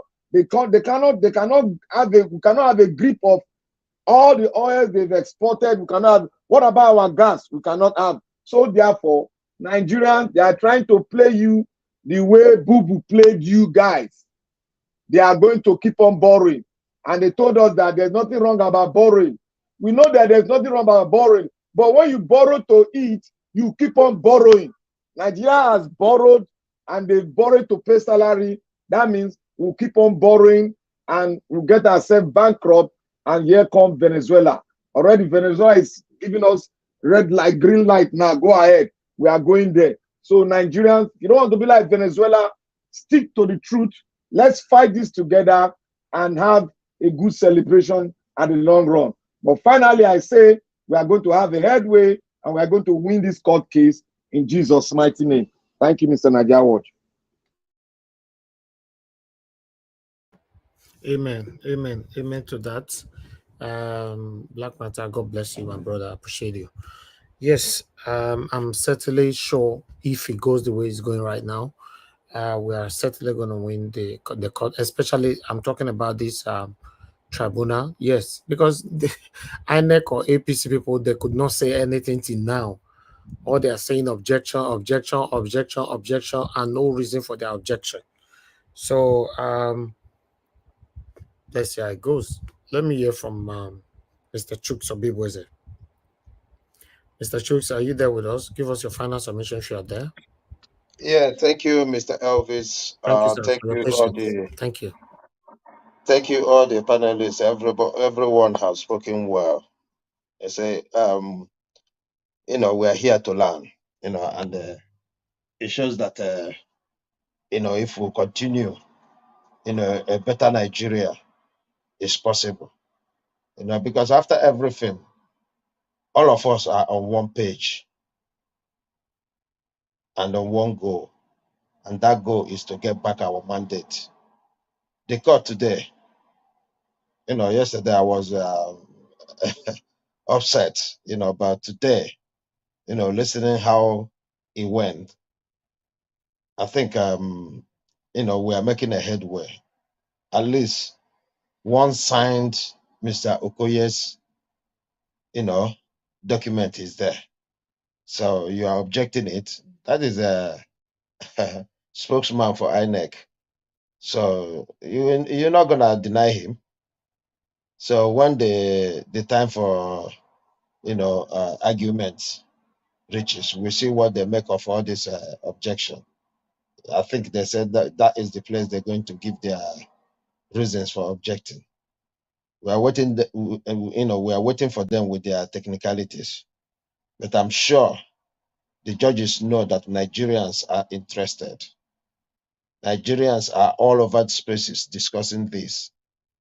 It is not just on one space. Many spaces are discussing, day by day, not just, selected ones, day by day. So they are aware that, we are following them. And this is not the Nigeria they know. No, this generation will never give up.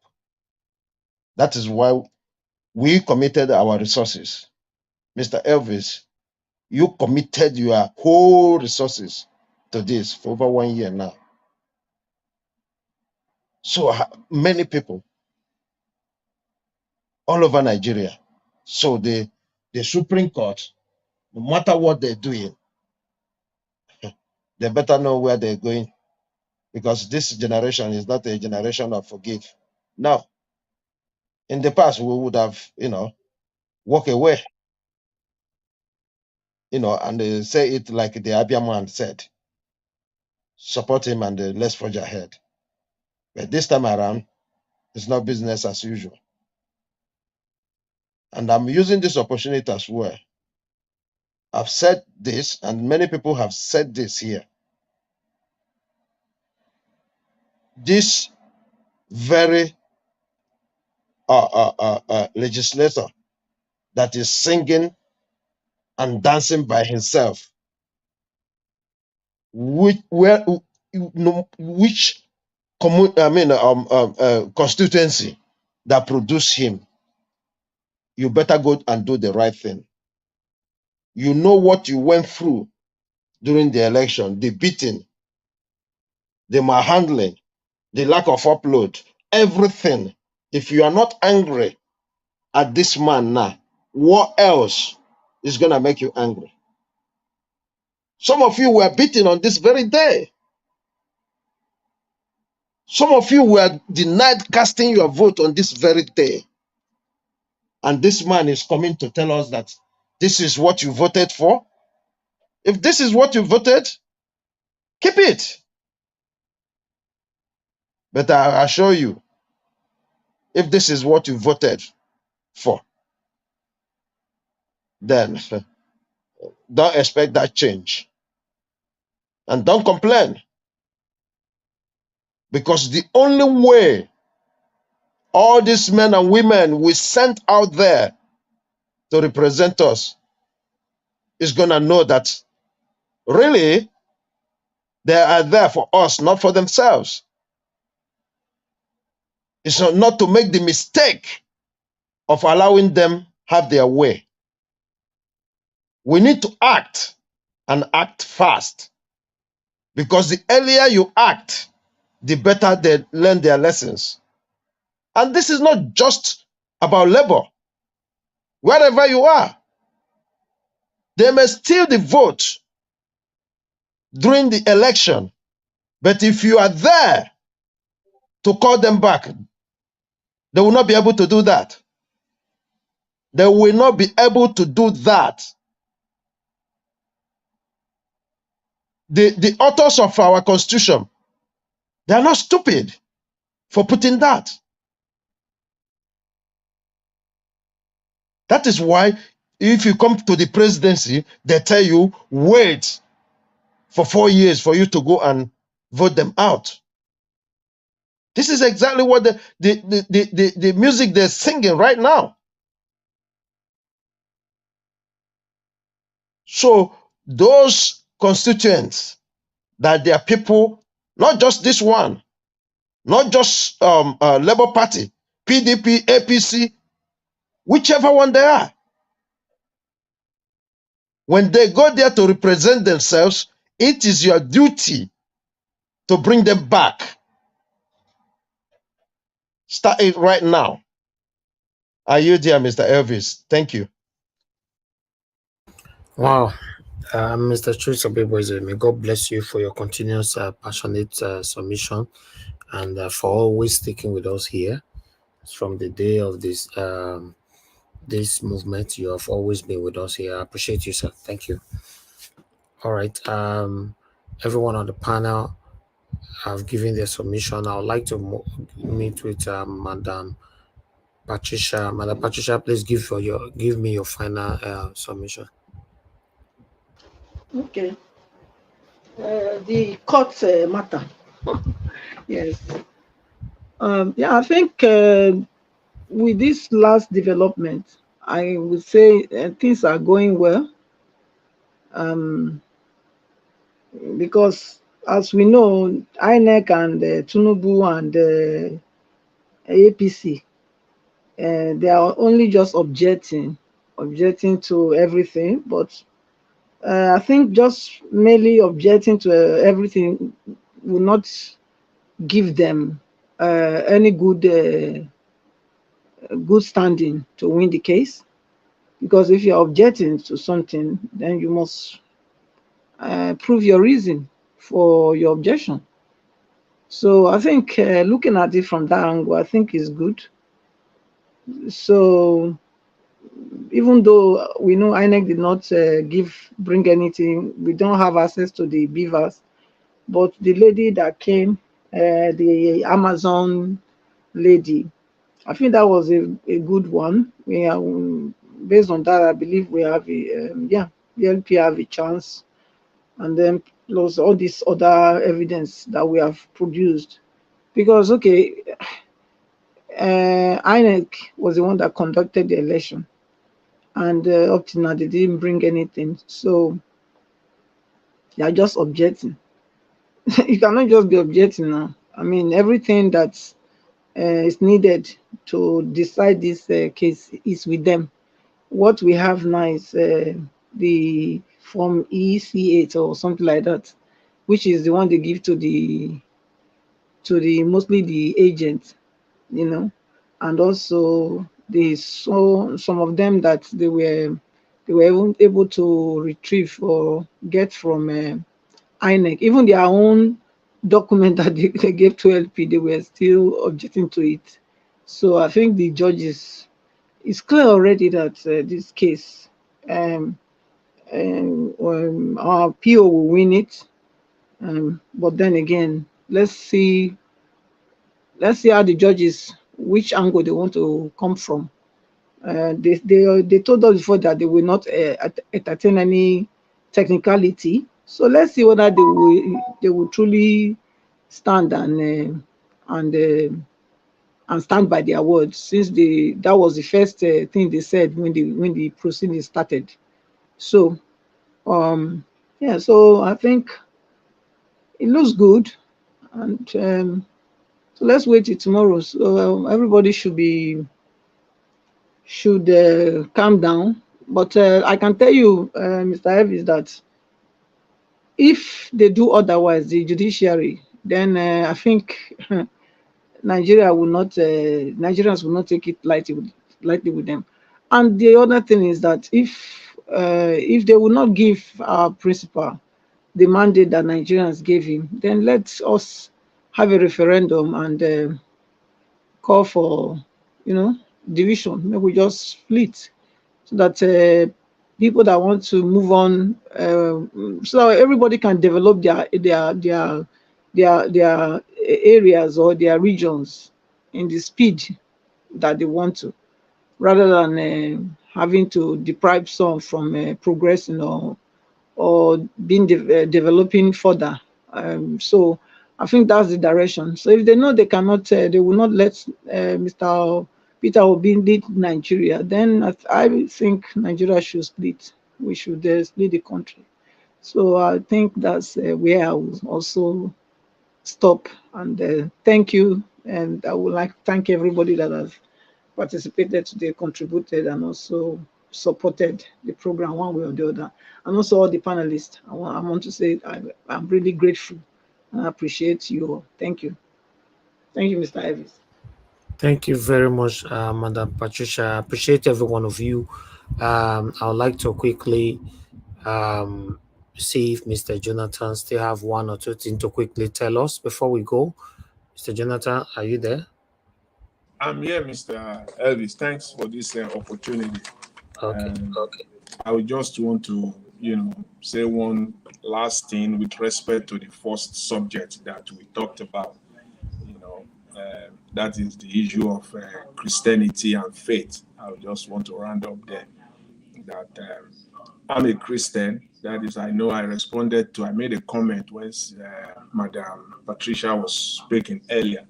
I just want to reference that. I agree with her in one respect, and the other respect where I disagree is what I mentioned.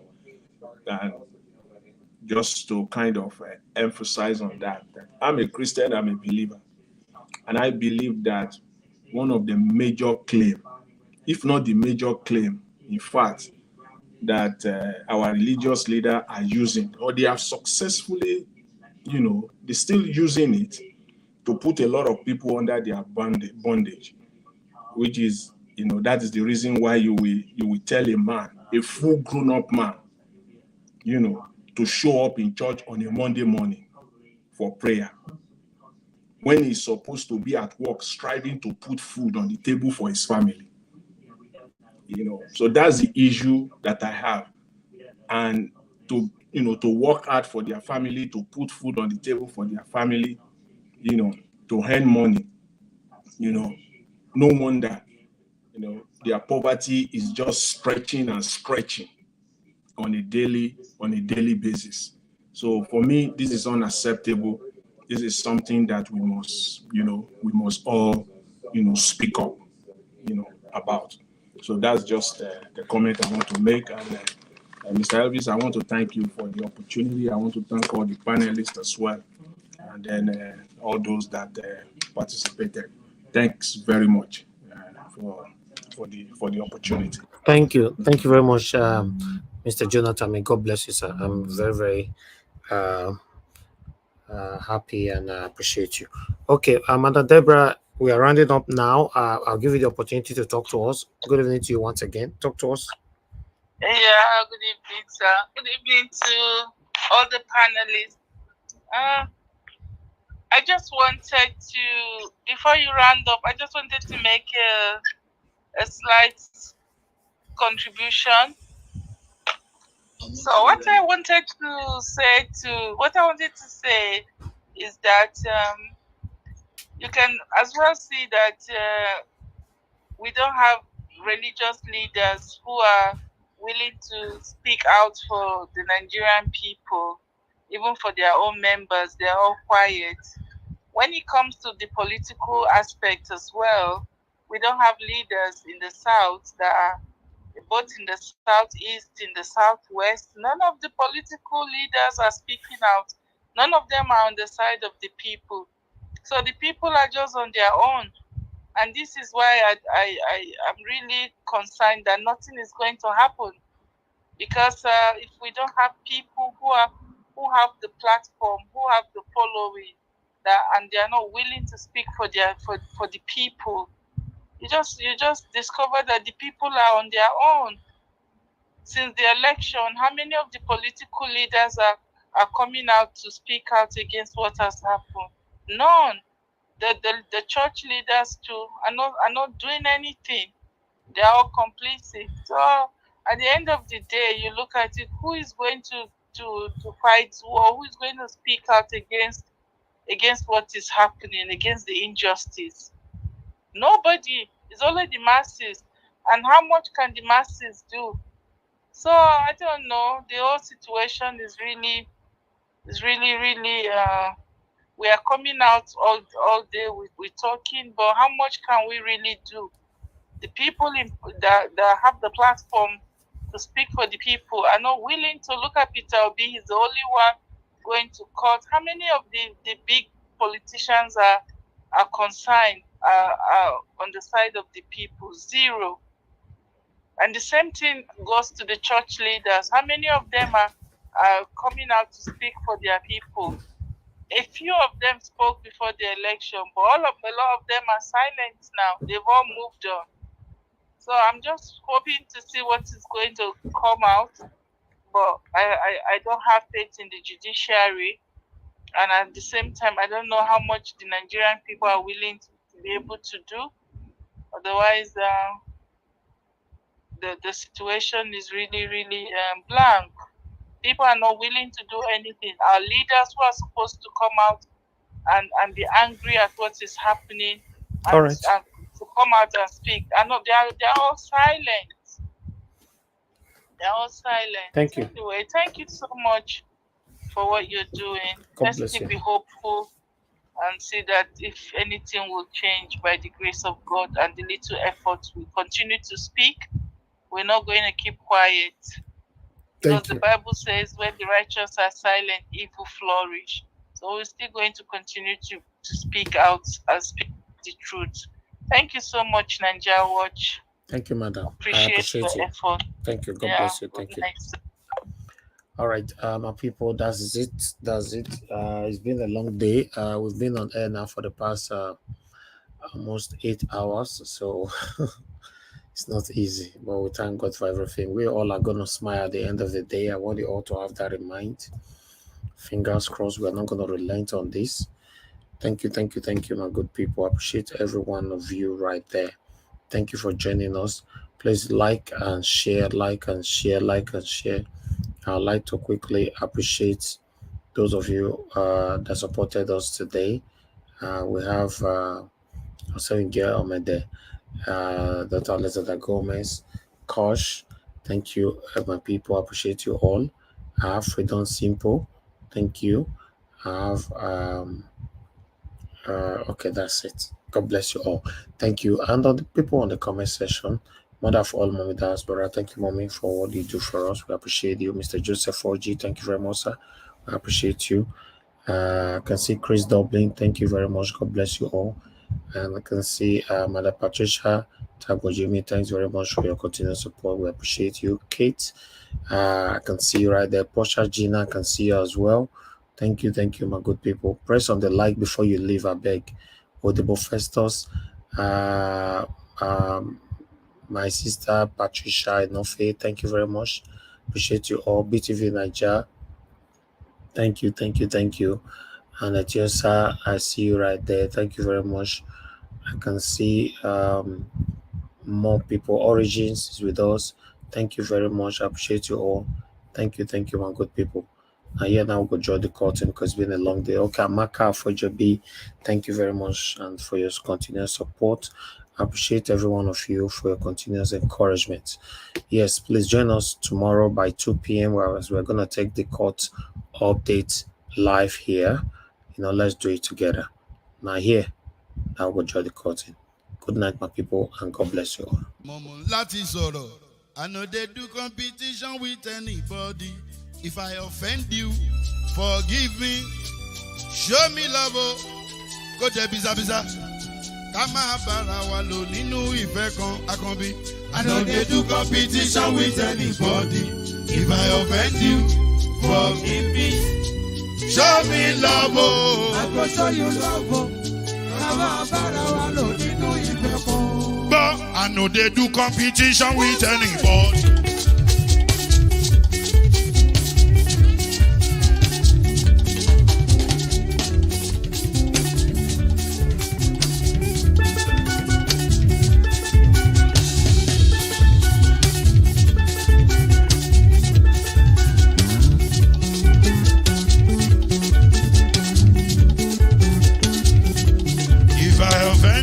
Forgive me, show me love, I go show you love. Kama bara wa lo ninu ife kan. I know they do competition with anybody. If I offend you, forgive me. Show me love, I go show you love. Kama bara wa lo ninu ife kan.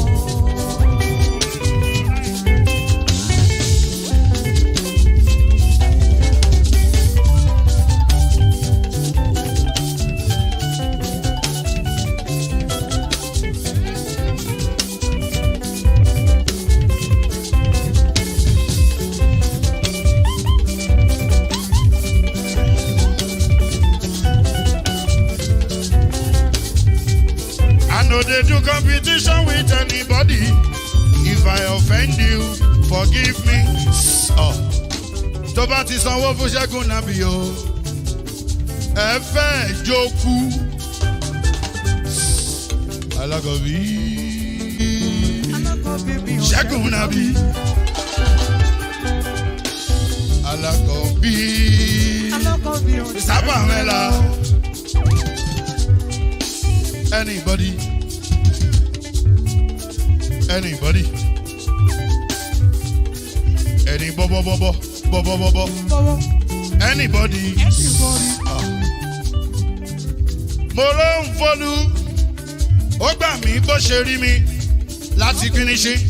Délé mo ló ń folú, ẹ jẹ́ ń sọ̀rọ̀. Délé o